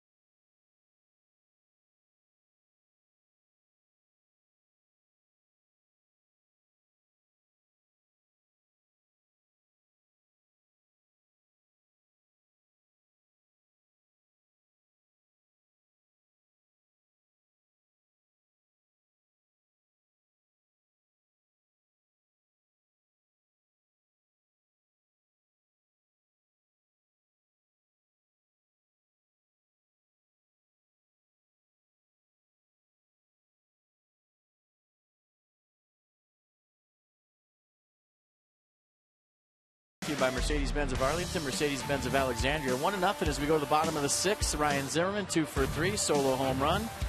And that's all your offense, folks. Max Scherzer has been getting the job done. 67 pitches, 4 strikeouts, and this is the biggest inning of the ball game for Max Scherzer with D. Gordon on deck, and Matt Williams has his bullpen set up to be ahead after 6 innings. It's the ball game right here for Max. You'd think if he has a good inning, he might go back out there for the 7th. Cole Gillespie hitting for Dan Herron. Herron 101 pitches, 61 strikes. He took advantage of that strike zone the last couple of innings. Gave the Nats a run on 4 hits, 2 walks, 4 Ks. Marlins, their only 2 hits. Christian Yelich, clean single up the middle 1st inning. And a bouncing ball corralled by Rendon. Yelich beat it out in the 4th. A walk leading off to Dietrich. Last inning didn't hurt as Max Scherzer got the double play ball to end the inning. Cole Gillespie facing Scherzer for the first time. Max goes up and in, ball 3. Gillespie as a switch hitter, pinch hitter rather, is 0 for 3. Right-hander Brian Morris working. He pitched a scoreless 7th here Tuesday night. Well, the strike zone is wide. It's not high. 2nd consecutive leadoff walk. So you want to see some Max Scherzer strikeouts, you say? We'll show them to you. Pretty good slider right there to Echeverria. Another good slider. And that's been the pitch today for Max. Establishing the fastball early, slider late for strike 3, and then how about a little double play, a little 5-4-3 action. But this right here, this at-bat, D. Gordon, you know he's bunting, or you thinking he's bunting. Trying to get that tie and run in scoring position. Yeah, then 2 lefties coming up in Ichiro and Yelich. That walk is huge.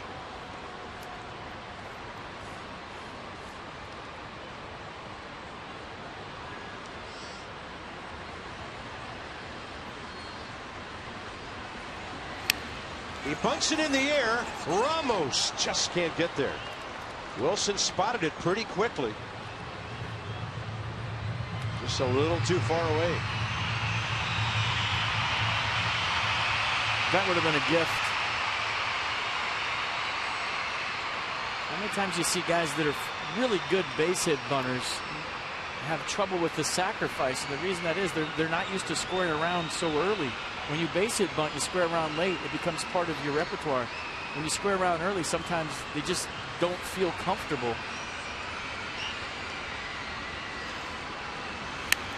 Lays that one down. Scherzer knows where the plate is. First base. Gordon retired. And a good sacrifice for him. That's his 4th of the year. And Gillespie at second base, 1 out. Well, not the best bunt in the world, but it got the job done, so it doesn't matter. Scherzer off the mound quick. Really didn't have a chance at second base. Gillespie runs well. Has to get rid of it quick to get D. Gordon. Now the tie and run at second for Ichiro. Yeah, key spot in the ball game. He's gone the other way twice. Ground ball to Desmond, ground ball to Escobar. Driven in 15 runs all year.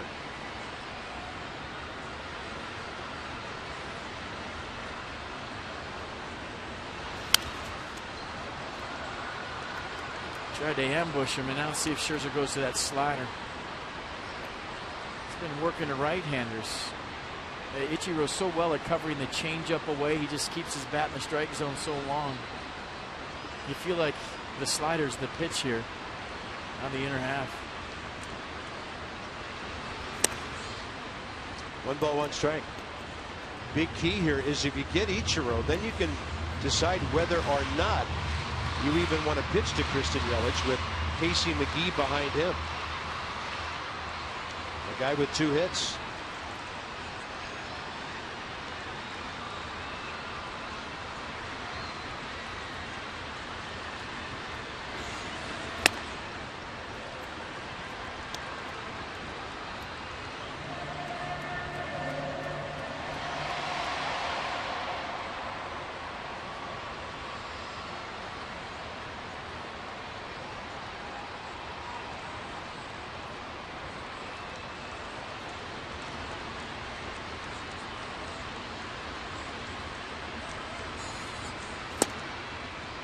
Right in there with 80. Well, the curveball back door, Ichiro gave up on it. Good pitch.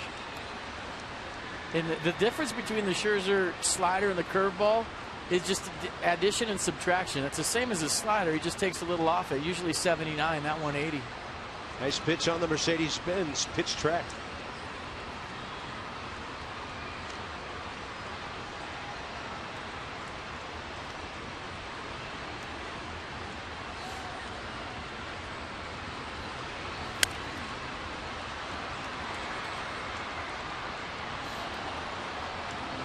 Where you usually see the extra fastball from Scherzer, the 95 to 97.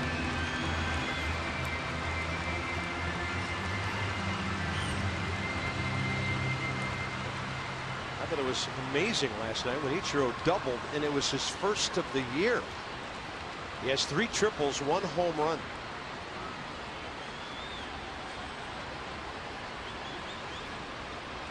Long look.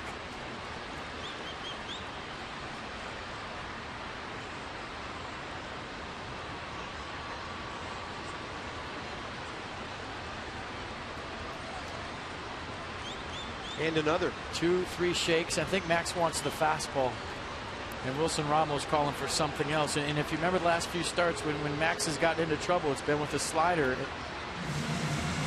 Yeah. And you saw the 95 there, and there's a 97 in his back pocket too.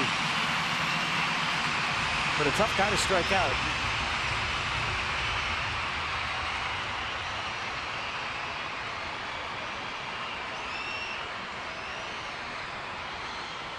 Two with the target away. Missed out there. Yeah, he wanted the fastball.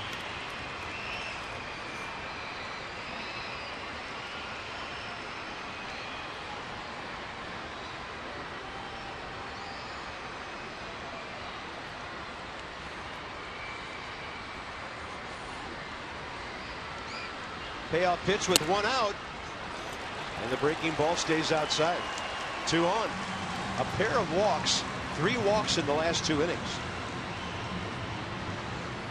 He had never walked more than 2 all year.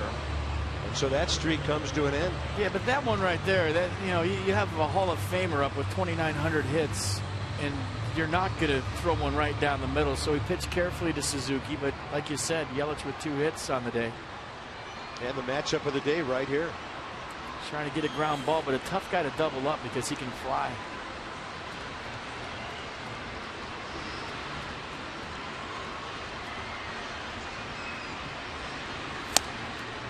.95 by him. Look at that. Christian Yelich 2 for 2. Rest of the team 0 for 14.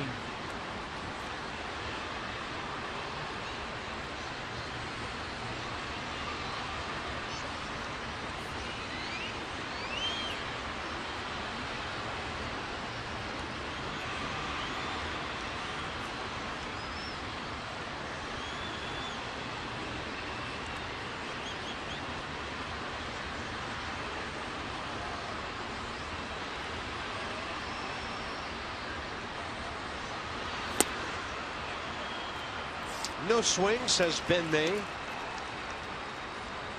On the off speed, 1-1. Pretty good pitch, pretty good take. A lot of guys are swinging at that. Scherzer wanted the ground ball. He's pitching below the strike zone right now, trying to get that.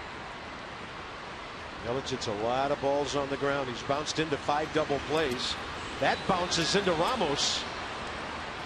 Tough to see that from second base, and Gillespie stayed home.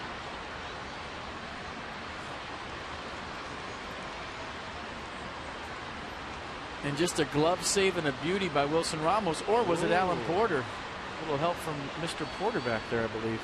Yeah, right into his breadbasket. And it's 2-1.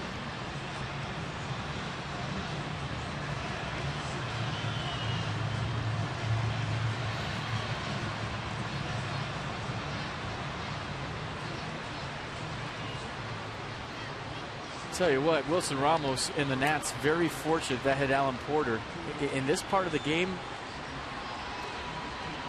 Ideally, you'd like that ball blocked.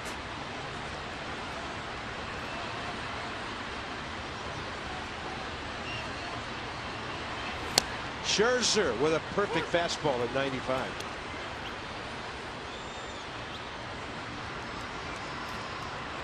It's been a strike lately out there. Good frame by Ramos.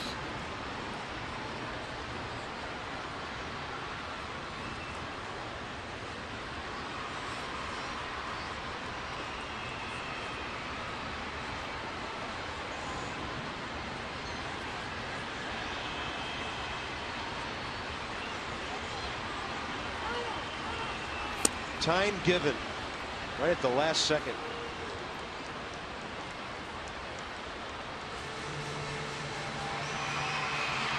Trying to keep him close so he can't steal. Ian Desmond went daylight right there. Scherzer didn't see it. He's really focused on the hitter. And did he tip his hand right there, showing Christian Yelich a fastball with the timeout? Does he go with it again, or does he change it up?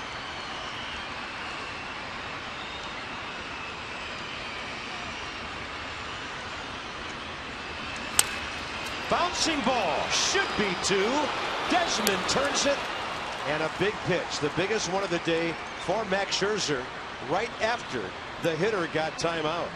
Into the 7th inning. Nats have turned 2 twice, none bigger than that.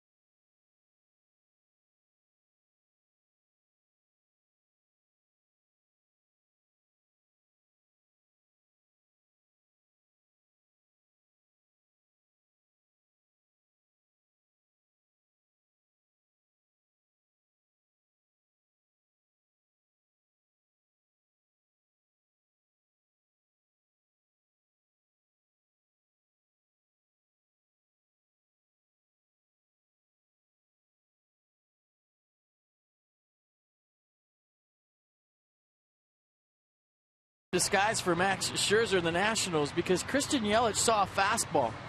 You look at the late timeout, Scherzer shows him a fastball. So as a hitter, you're thinking, is he going to show me that same pitch again in a 2-strike count? No, he goes changeup off of that.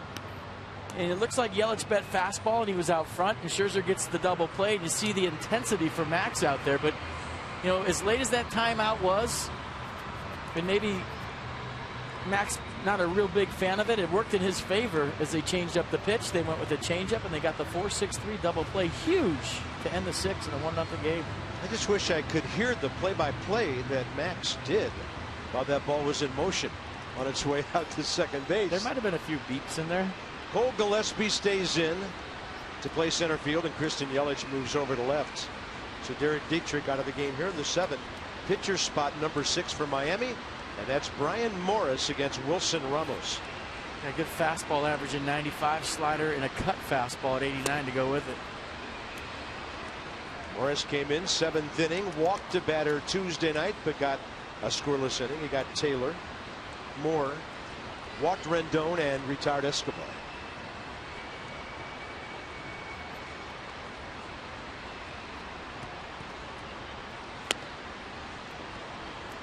One ball, one strike. Alan Porter might have been the sleepy hero of that inning, the sneaky hero of that inning, blocking that pass ball, that wild pitch, and then a late timeout, both working in the Nats' favor. Ramos hits one hard up the middle, but Deke Gordon is there.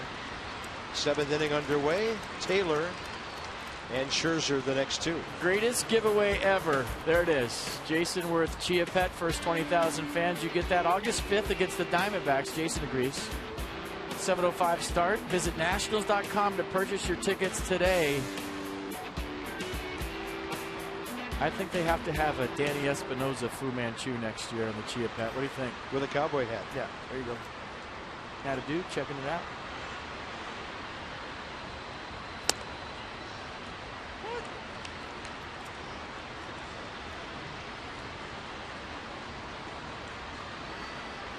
Michael A. Taylor, good day. A bunt base hit, a walk, a stolen base.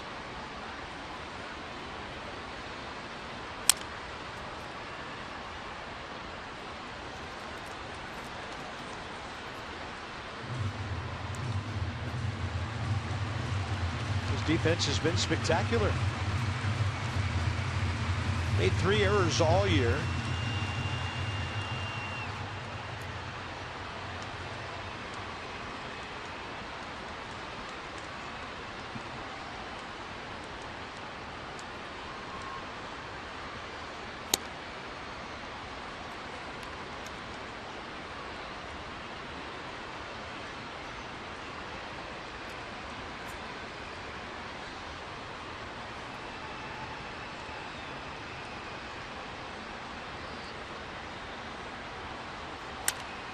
Taylor got a breaking ball that was sitting up a bit, curling away from him.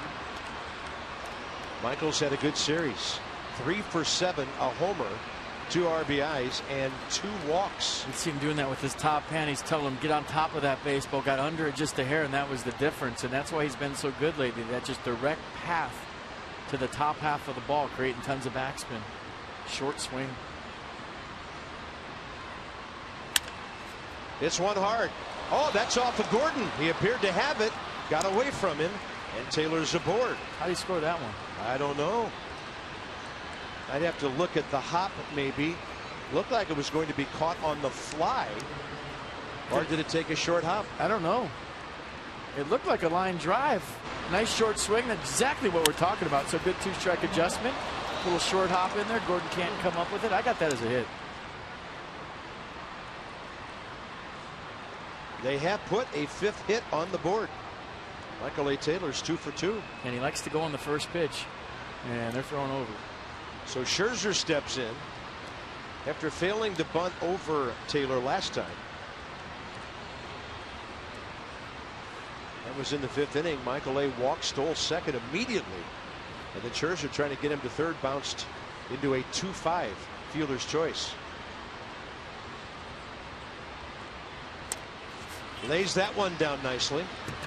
Good speed into scoring position now on the second out of the top of the 7th.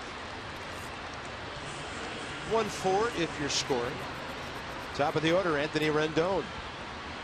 So here we are at Marlins Park. The Nats had not won a game in their first 4 here this year. Won last night, trying to win a series here today and get the season series back to 5-4 in favor of Miami. It's interesting. The Nats 3-5 against the Marlins. They're 23-12 against the rest of the East. Rendon 3 balls in the air today against Dan Herron. 2 career at bats against Morris. He's been walked both times. Oh, a big part of this ball game. You got Anthony Rendon up, trying to make it a 2-0 lead. Then you take that whole D. Gordon, get on, steal a base, score a run thing out of the whole equation.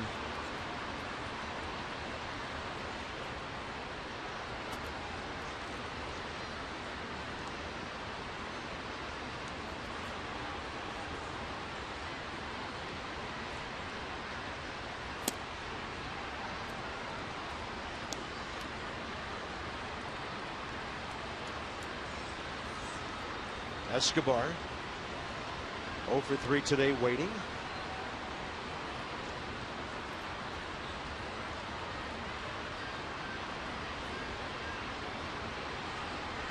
Ichiro cheating in a little bit in right field.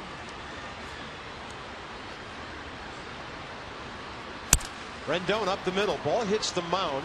D. Gordon behind it. And the Nationals are gone. It's time for the stretch here in Miami. And it's the Hyundai 7th inning stretch. Washington stranding 6. Beautiful day on the water. And here in the ballpark, great pitching. And a Ryan Zimmerman homer. The difference.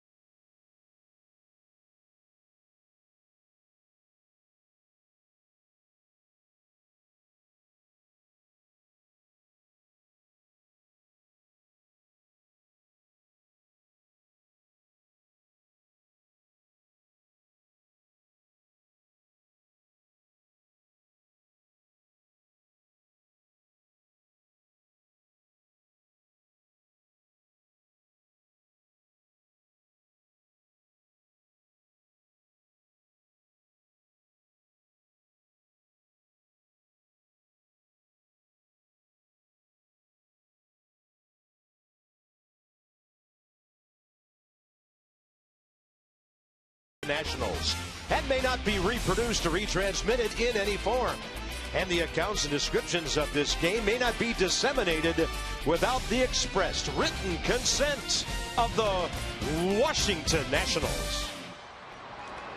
Bottom 7, right back to work. Casey McGee and Max Scherzer. A little bit outside for a ball. McGee ground ball to second. Swinging strikeout in the series, 1 for 7.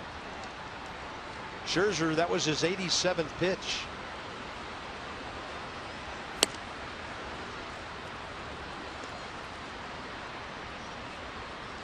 Still here. Actually has batting gloves on. The pitcher spot is the 3rd due up in this inning. A nasty 2-0 slider right there from Scherzer as you see the beast getting loose. Michael Morse, by the way, 2 for 6 career with a home run against Max Scherzer. So if you throw it 2-0, do you throw it 2-1?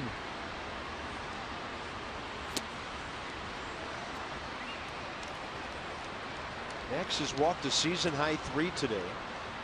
Been to a couple of other 3-ball counts.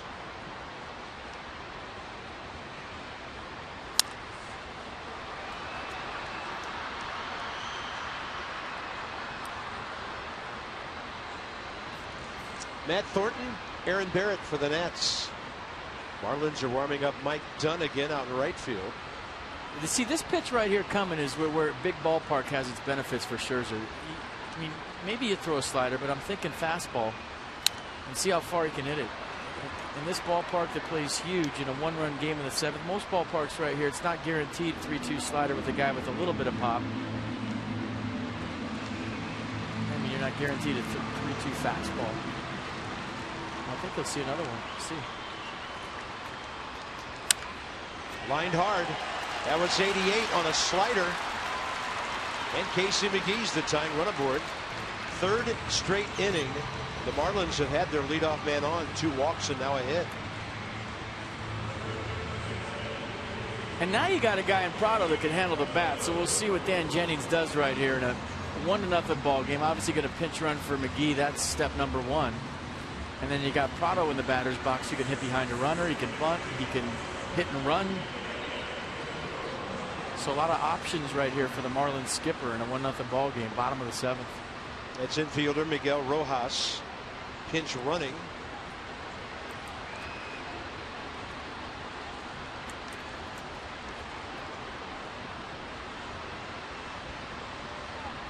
Prado squares the bunt and kind of jabs at it.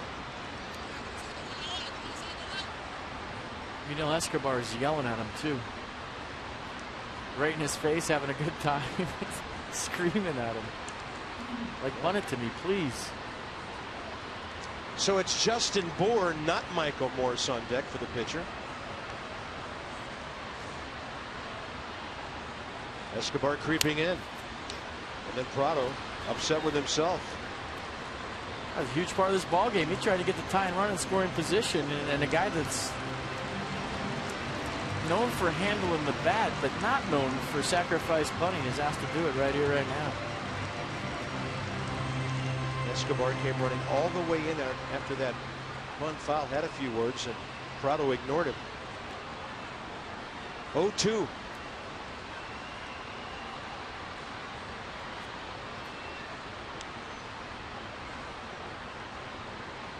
Nats have turned 2 double plays today.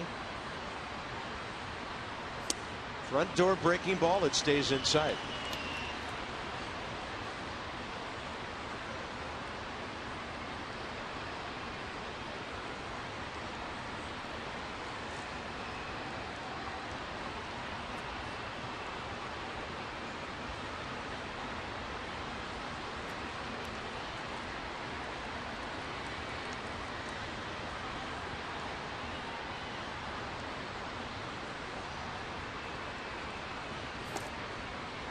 Boy, it's a good take by Prado. That looked like a strike for a while, the changeup from Scherzer, and he saw it early.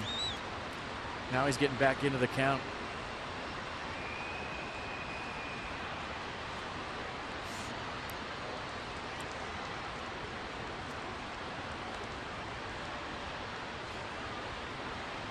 Two-two pitch. Had him way out ahead, but it'll get out of play.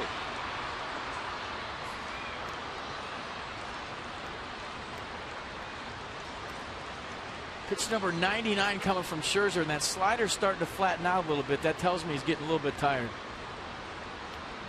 The one he threw to Casey McGee for the first hit in this inning, and the few he's thrown to Prado in this at-bat. It's been his best pitch all day. It's had bite all day, but that's a sure sign of fatigue that it's starting to spin in there.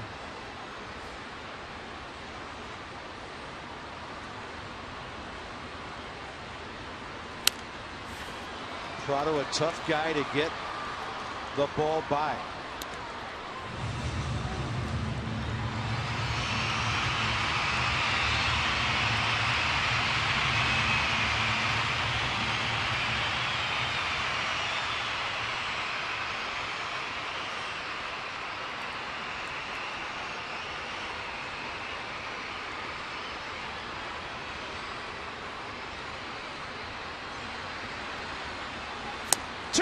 And he did get it by him. Strikeout number 5 for Max Scherzer today, and a huge first out with a runner still at first. Justin Bour is next. Well, as soon as he threw this pitch, my eyes went down to the Nationals dugout to see what Matt Williams was going to do. Challenge fastball. Here it is. Hit it. Max Scherzer in closer mode right now. We always talk about the last 15 pitches of his outing, how he empties the tank. But Williams didn't budge in the Nationals dugout. He had Thornton hot for Bohr. He's sticking with Max Scherzer. Justin Bohr 5 for 16 as a pinch hitter. Career 1 for 3 against Scherzer. He's up there hacking. The young man from Virginia 0 for 1 in the series. Kind of an odd series. Hit by a pitch and walked 3 times.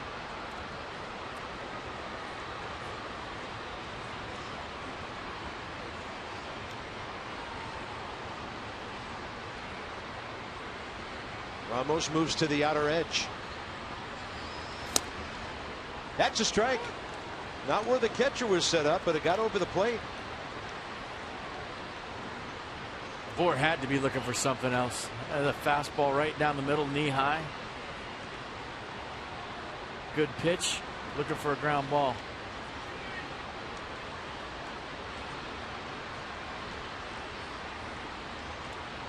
Oh, 2 with 1 out. Interesting things happening in New York. Moments ago, the Mets led 7-1. It's now 7-5 over San Diego. Good block by Ramos right here. Keep the tie and run it first. Keep the double play in order. Big block this time of the ball game. Pretty good numbers pinch hitting.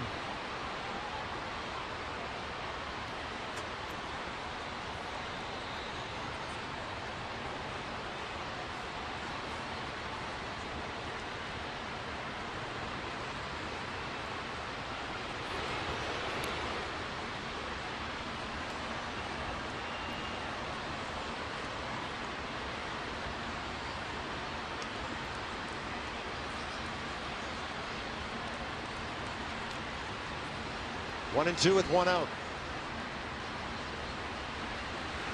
And Bohr lunging. He'll pop it up. Desmond short center. 2 outs. Max battling here. And now he'll face the shortstop, Echeverria. Yeah, I could be totally wrong, but I still think if you're the Marlins, you got to try to create something. The station-to-station baseball is not going to work. You'd think against Max Scherzer when he's having a day like today. And with 2 outs, you wonder if they're thinking about stealing second. Big out.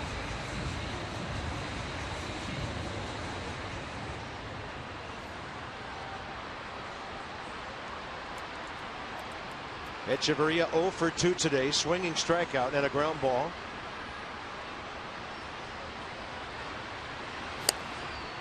Max Scherzer trying to go at least 7 innings for, get this, the 16th time this year in 21 starts. He's letting it rip right here.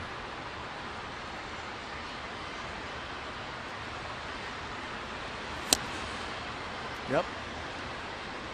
Here it is. Here's my best Bolts. What do you got?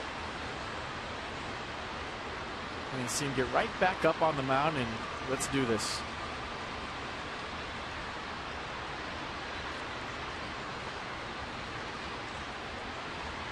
Oh, 2 now.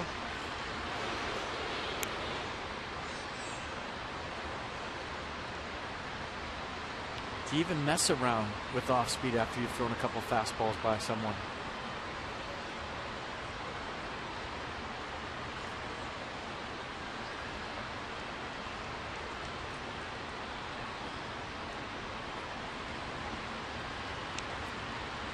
Going for sliding.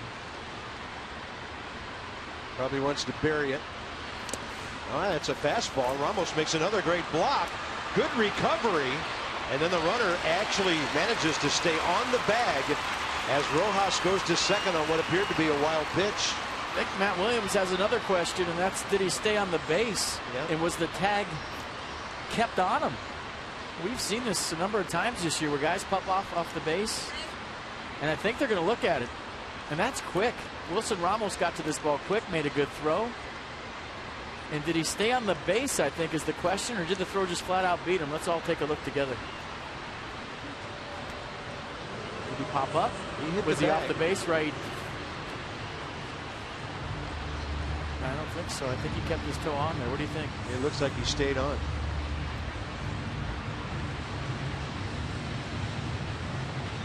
So he definitely beats the throw. Did he come up off the base right here with Rendon keeping the tag on him? As we've seen, it's not whether he's safe or out, it's whether there's enough evidence to overturn in New York.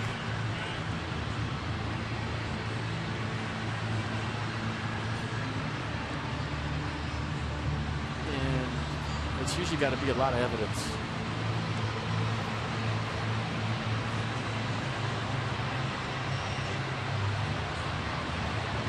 I have him safe and a huge pitch coming. So that might be a good thing that I have him safe, because I'm never right. Jeff Kellogg, the crew chief, who made the call with the home plate umpire Alan Porter on the headsets. This could be two things. Use your challenge, one up the game, and give your pitcher a little bit of a breather here. Some other strategy involved by Matt Williams.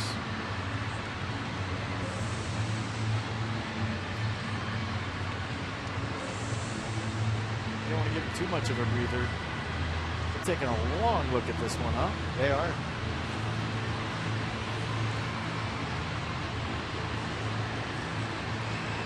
And he came real close to coming off that bag.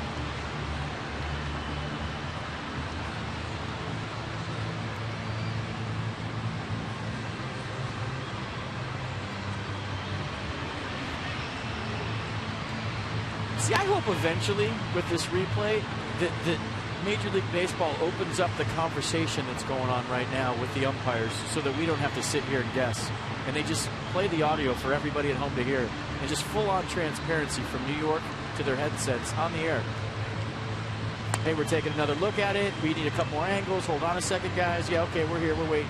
Whatever the conversation is, I feel like as fans, we should all be able to hear what they're talking about on every single replay. Just make it full. Pull the curtain back and let's hear what you're talking about. Max kind of staring over the umpires like, let's get going here. Yeah, this is a long one. Headsets off. Runner is safe. Stayed on. I think it shouldn't have taken that long, but maybe New York taking a couple extra looks at it because it's such a big part of this ball game on a 1-0 game, bottom of the seventh. So that was an 0-2 fastball away.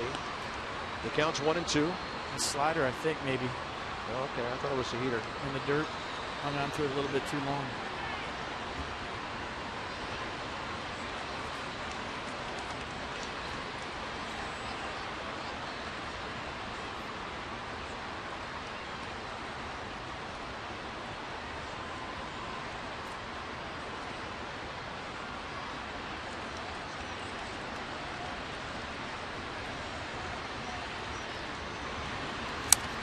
And that one popped up straight back. 86 on the slider.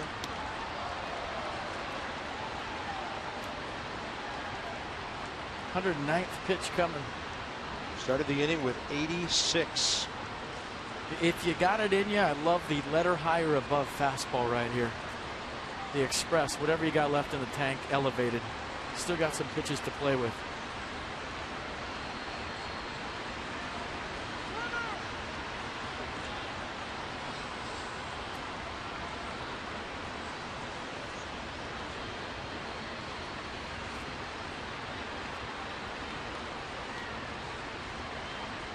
One-two with 2 outs. Got him. 95. Scherzer, the reach back heater when he's needed it. He struck out. Prado for the first out. Tough guy to strike out. And then Echeverria, a line drive hitter himself. Max Scherzer. If that's it, wow. Could we be having a Scherzer Storin Applebaum day?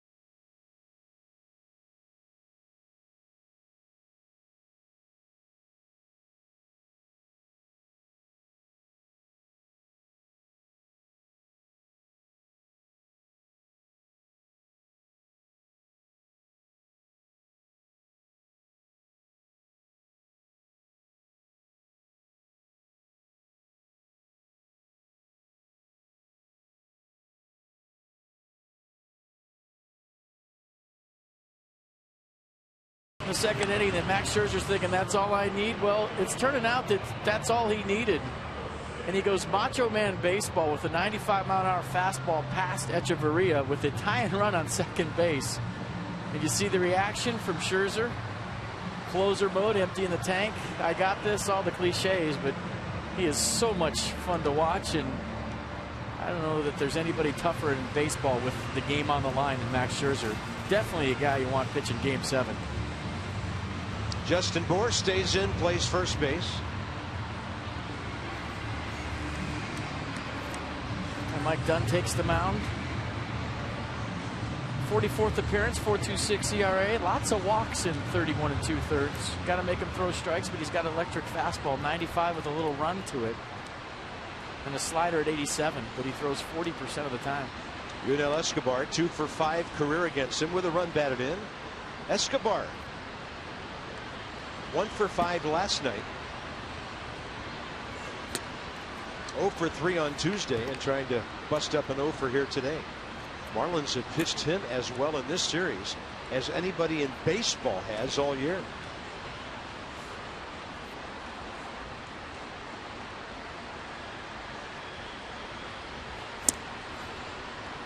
Two and 0. Drew Storen 9 pitches, 8 strikes in the 8th inning last night.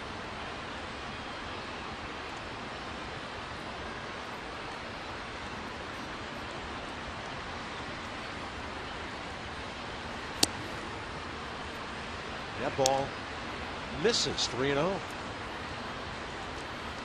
Harper and Robinson, a couple of lefties to follow. Yunel Escobar here, 8th inning.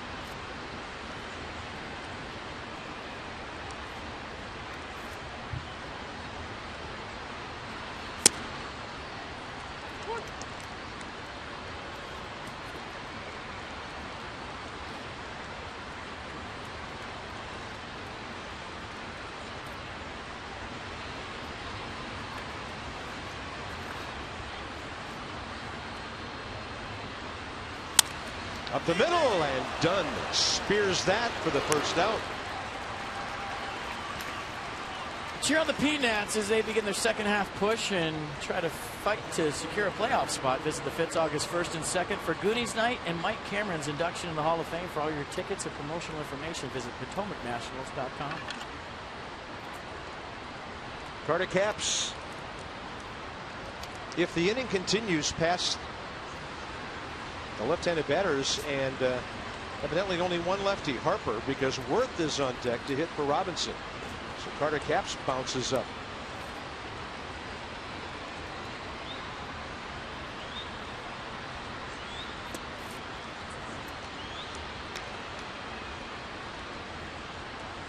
Should be all systems go, ready for launch here in a 1-0 count.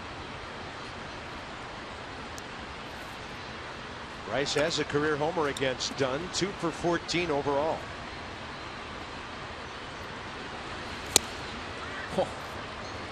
He didn't leave anything in the bag on that swing. 95 challenged him. Harper with a big swing.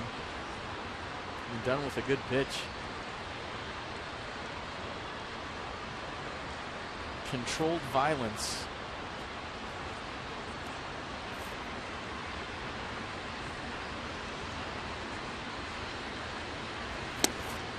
That second home run he hit last night was so impressive, the fact that he swung as hard as he could and hit it right on the screws.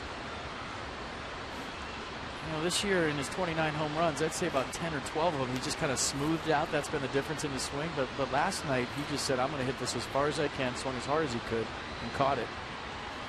2-1, and Bryce fouls it back. Count goes even here, top of the 8th inning.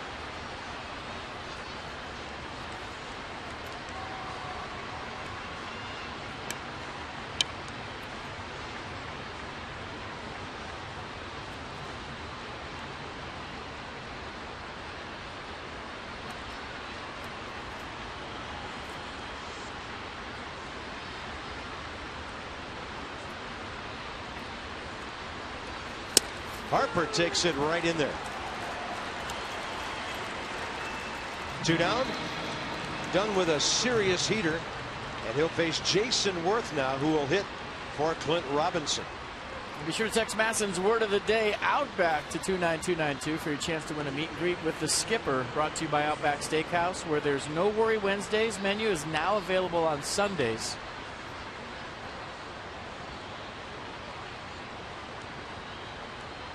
Jason Worth against Mike Dunn, career great numbers. A homer, 3 RBIs, 4 for 6.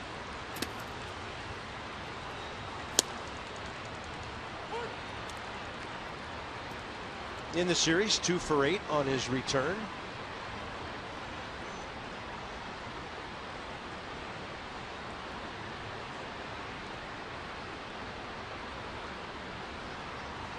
I was about to say he was probably hoping he didn't get Caps to come in, who was jumping at him the other night, but I believe he singled off him. Yeah, the Nats actually hit Carter Capps pretty hard in that inning Tuesday night, which was the 8th. Worth the base hit. Harper hit a sharp double play ball. Zimmerman singled up the middle hard against the guy who jumps off the pitching rubber at you. Carter Capps. He not only jumps off it, but he resets, he replants with that foot. That's where I thought it was weird. And I was talking to Tommy Hutton, your counterpart with the Marlins TV crew yesterday. Evidently, he got thrown out of 2 games in the minor leagues earlier. And here at the major league level, they've told him if he at least drags the foot, it's considered legal, not totally jumping at the hitter. And I'd like to have a $20 bill for every line drive a Nat has hit at a Marlins infielder in this series.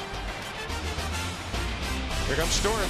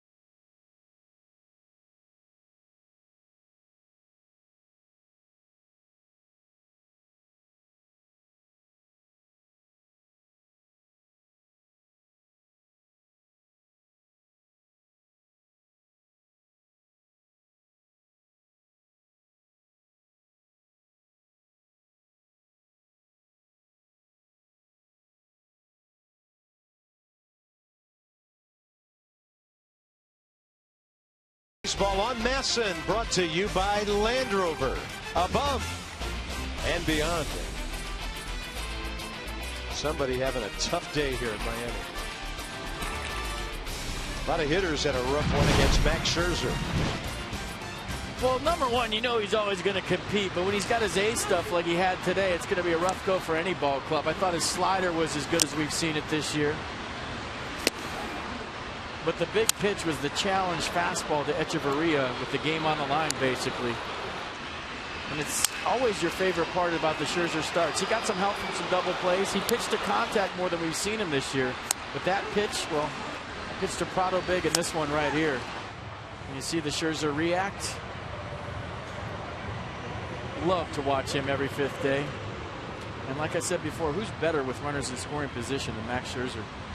Jason Worth stays in. He'll be jumping around in left field. Drew Storen, as mentioned, a really efficient outing last night.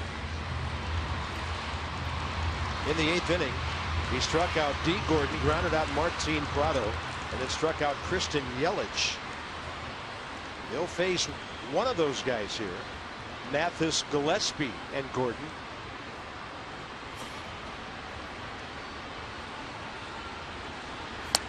Front door slider is in there, and it's JT Realmuto now hitting for Jeff Mathis. facing Drew Storen for the first time.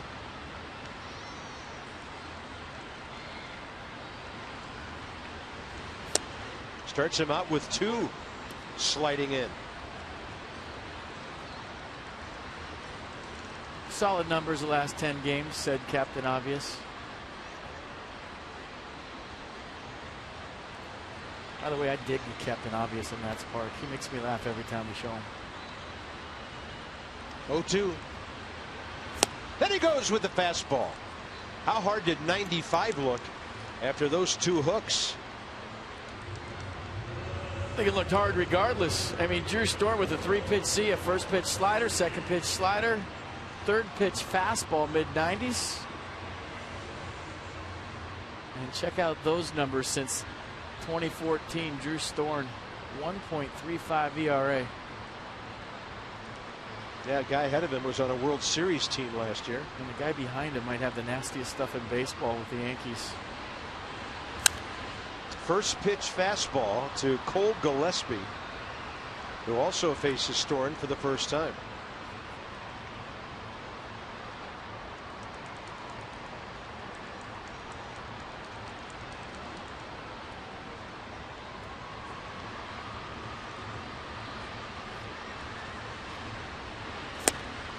Nasty. Some kind of breaking ball going today. Yeah, slider's just nasty. Watch this one just disappear. Looks like a strike. Not even close.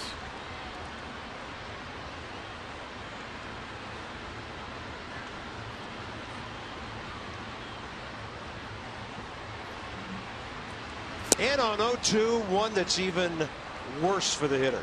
Killer slider, Drew Storen, and 2 Ks here in the 8th. 6 pitches, 6 strikes, 2 strikeouts. He looks motivated to me.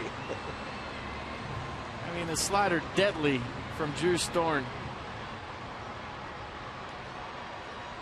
And now this to me is the ball game, at least at the current moment. You keep 33 stolen bases off the base with 2 outs in a 1-0 game. It's everything. Drew Storen struck him out looking last night. That was the first time he'd ever retired Deke Gordon, who's now 4 for 5 against him.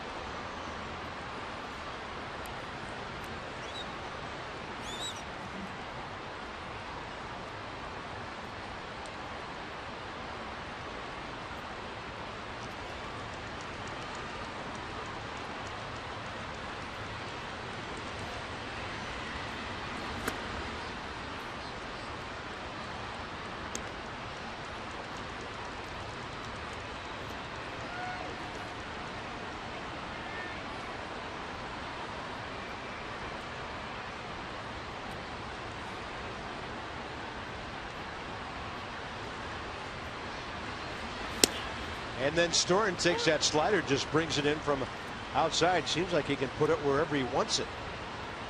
Yeah, this one backdoor variety. Watch it start off the plate away, come back, get the outside corner. Yeah, good description, partner. He's doing whatever he wants with it.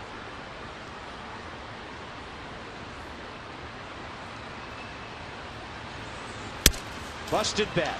Escobar right there playing shallow. What an inning again for Drew Storen. Well, we wondered how would he react. First 2 times out, dominating.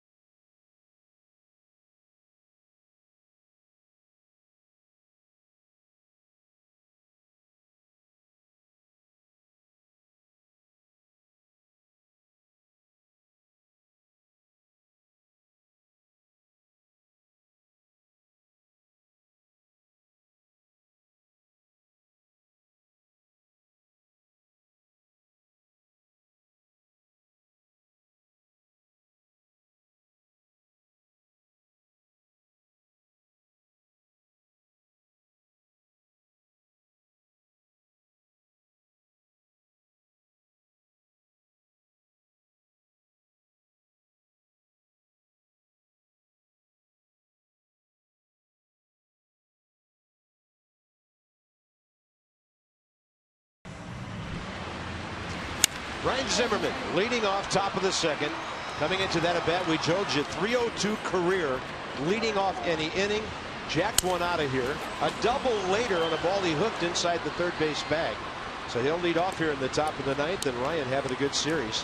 4 for 10, a homer, an RBI, and a base on balls. Bryce Harper has doubled, his 24th, his 54th extra base hit. And Max Scherzer, all about the starting pitching. 7 innings he goes, and then Drew Storen a dominant 8th.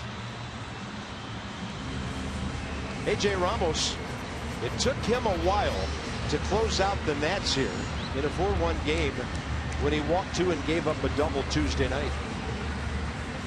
A 45th appearance for Ramos. Fastball, slider, curveball change. Fastball averages 93. He likes the slider, throws it 24% of the time.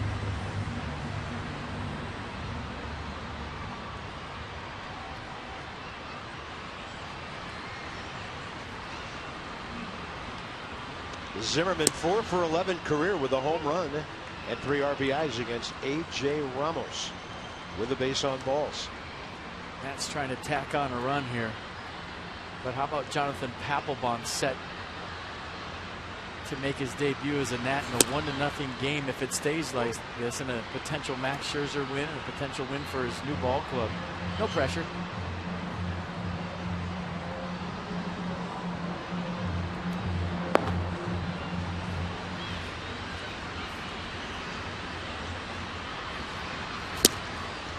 Oh-2, and that's a nasty curveball. Ryan Zimmerman unable to reach it. 1 out, 9th inning. Are you on the road traveling like we are all the time and you want to watch the Nationals? Well, you can check it out on MASN, or you can subscribe to MLB.TV Premium for live or on demand on over 400 devices, real-time highlights, live look-ins, pitch tracking, and more. Blackout and other restrictions apply. Visit MLB.TV for details. Ian Desmond 0 for 3. And against Ramos' career, great success, 4 for 7, 4 runs batted in. A.J. throwing the ball well here. He's their new closer with Steve Cishek departed.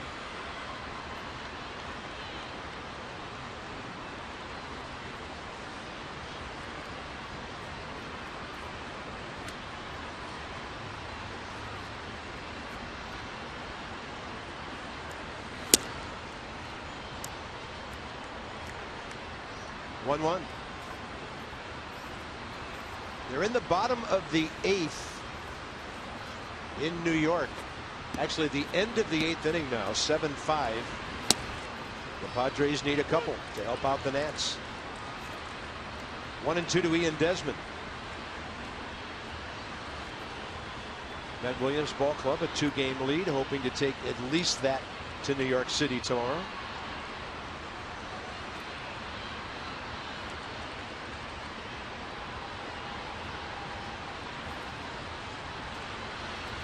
Desmond hits one hard, and it's another line drive picked off by the Miami infield. $20 for you, Bob. I could pay for the fuel to New York here in a moment. You said you wanted $20 for it. I mean, aim high. You should have said 100. 3-game series at New York. Pitching galore. Gio and Matt Harvey tomorrow. Joe Ross and Jacob deGrom.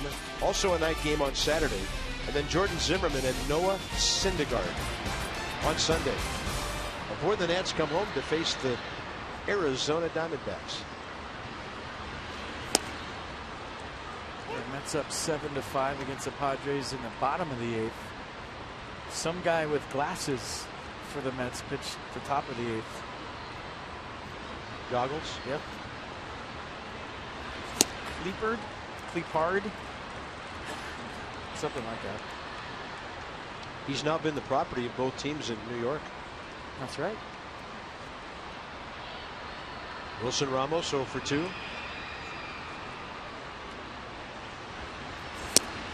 A.J. Ramos gets him for the second time in this series. That didn't take long, and now a member of the hated Phillies about to come out of the bullpen to save a game for the Nats following Drew Storen in a 1-0 game.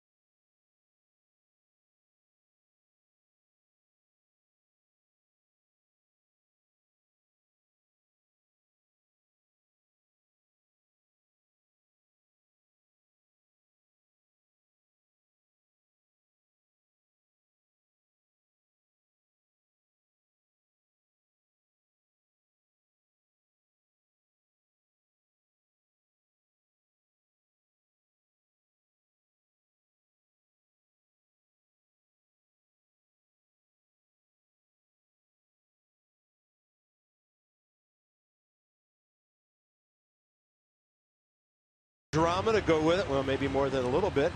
As Jonathan Papelbon tries to save his first game as a Nat. 17 with the Phillies this year, 342 career. Yeah, fastball 91, slider 80, split is the out pitch, where it says changeup at 86. 38th appearance. You see the numbers. Here we go. Game on. I don't care how long you've played or any teams you've been on before this or who you are. You're nervous right now if you're Jonathan Papelbon. 1-0 ball game, a Max Scherzer W, a W for your ball club in a pennant race. I mean, you want some drama? This is as good as it gets. Here we go. Ichiro leads off for the Marlins in the top of the ninth. I'm nervous for him.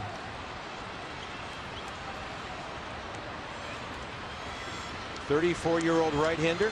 First pitch is a Nat. Misses with the fastball.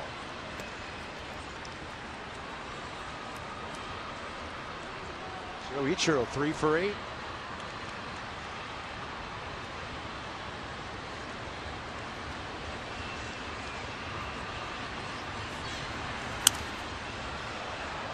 Bailing as he swings, and a foul ball off to the left. Christian Yelich next. And then the pitcher spot. And I do believe that would be Michael Morse.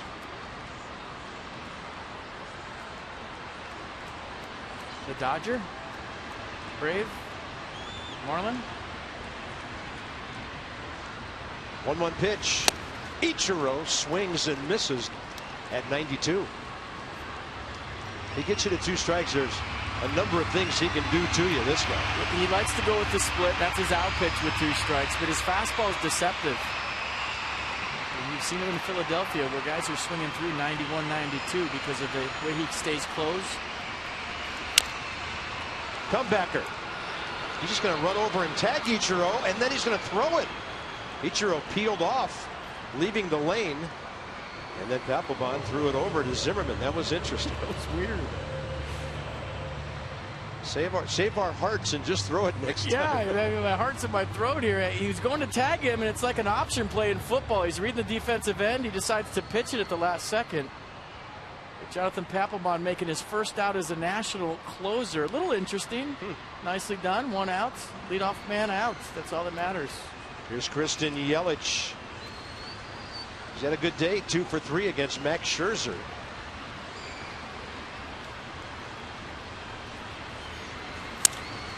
That's caught by Rendon.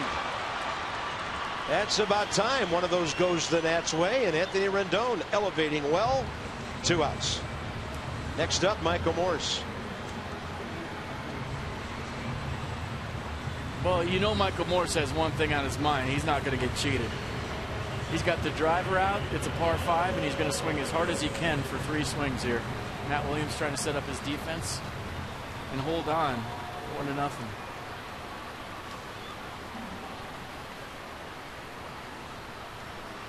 Crazy in New York, by the way. They've just been delayed by rain in the 9th inning. Here in the 9th, Nats have 1 out to get under the roof in Miami.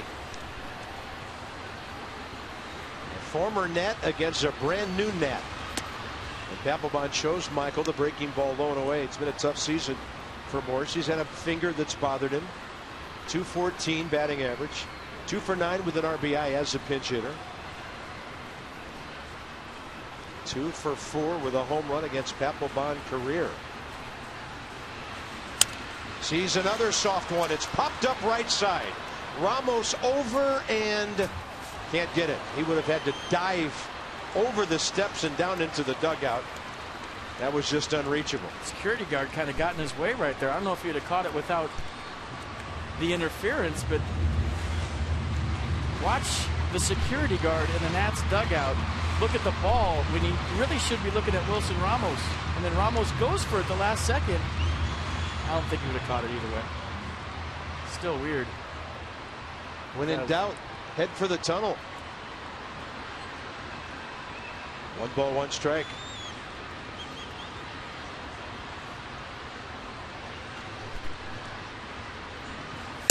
Fastball outside edge. Paint.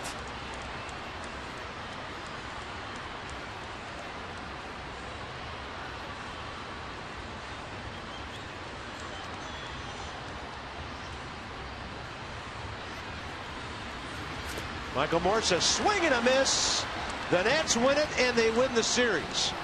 And Jonathan Papelbon comes out and saves his first game as a Nat in what's almost a perfect scenario, FP, because Drew Storen pitched a perfect eighth right in front of him. I mean, just the way Matt Williams drew it up. Max Scherzer for 7 outstanding innings. Drew Storen comes in and was dominant. And Jonathan Papelbon with his first save as a National. And Ryan Zimmerman providing all the offense the Nats would need today. The second inning home run. All right, is this how they're going to be the rest of the way? I'm in. Here we go. Let's do this. 2 hours and 38 minutes of well-pitched baseball by the Nats staff today. Scherzer, Storen, Papelbon, and the Nats head to New York with 54 wins in their first 100 games. For FP and Dan, Bob Carpenter, 1-0 Washington. Join us tomorrow, Gio and Harvey. Nats Extra. Get you going at 6:30. From Miami, this has been a presentation of Masson. It's on to New York from Marlins Park. See you later.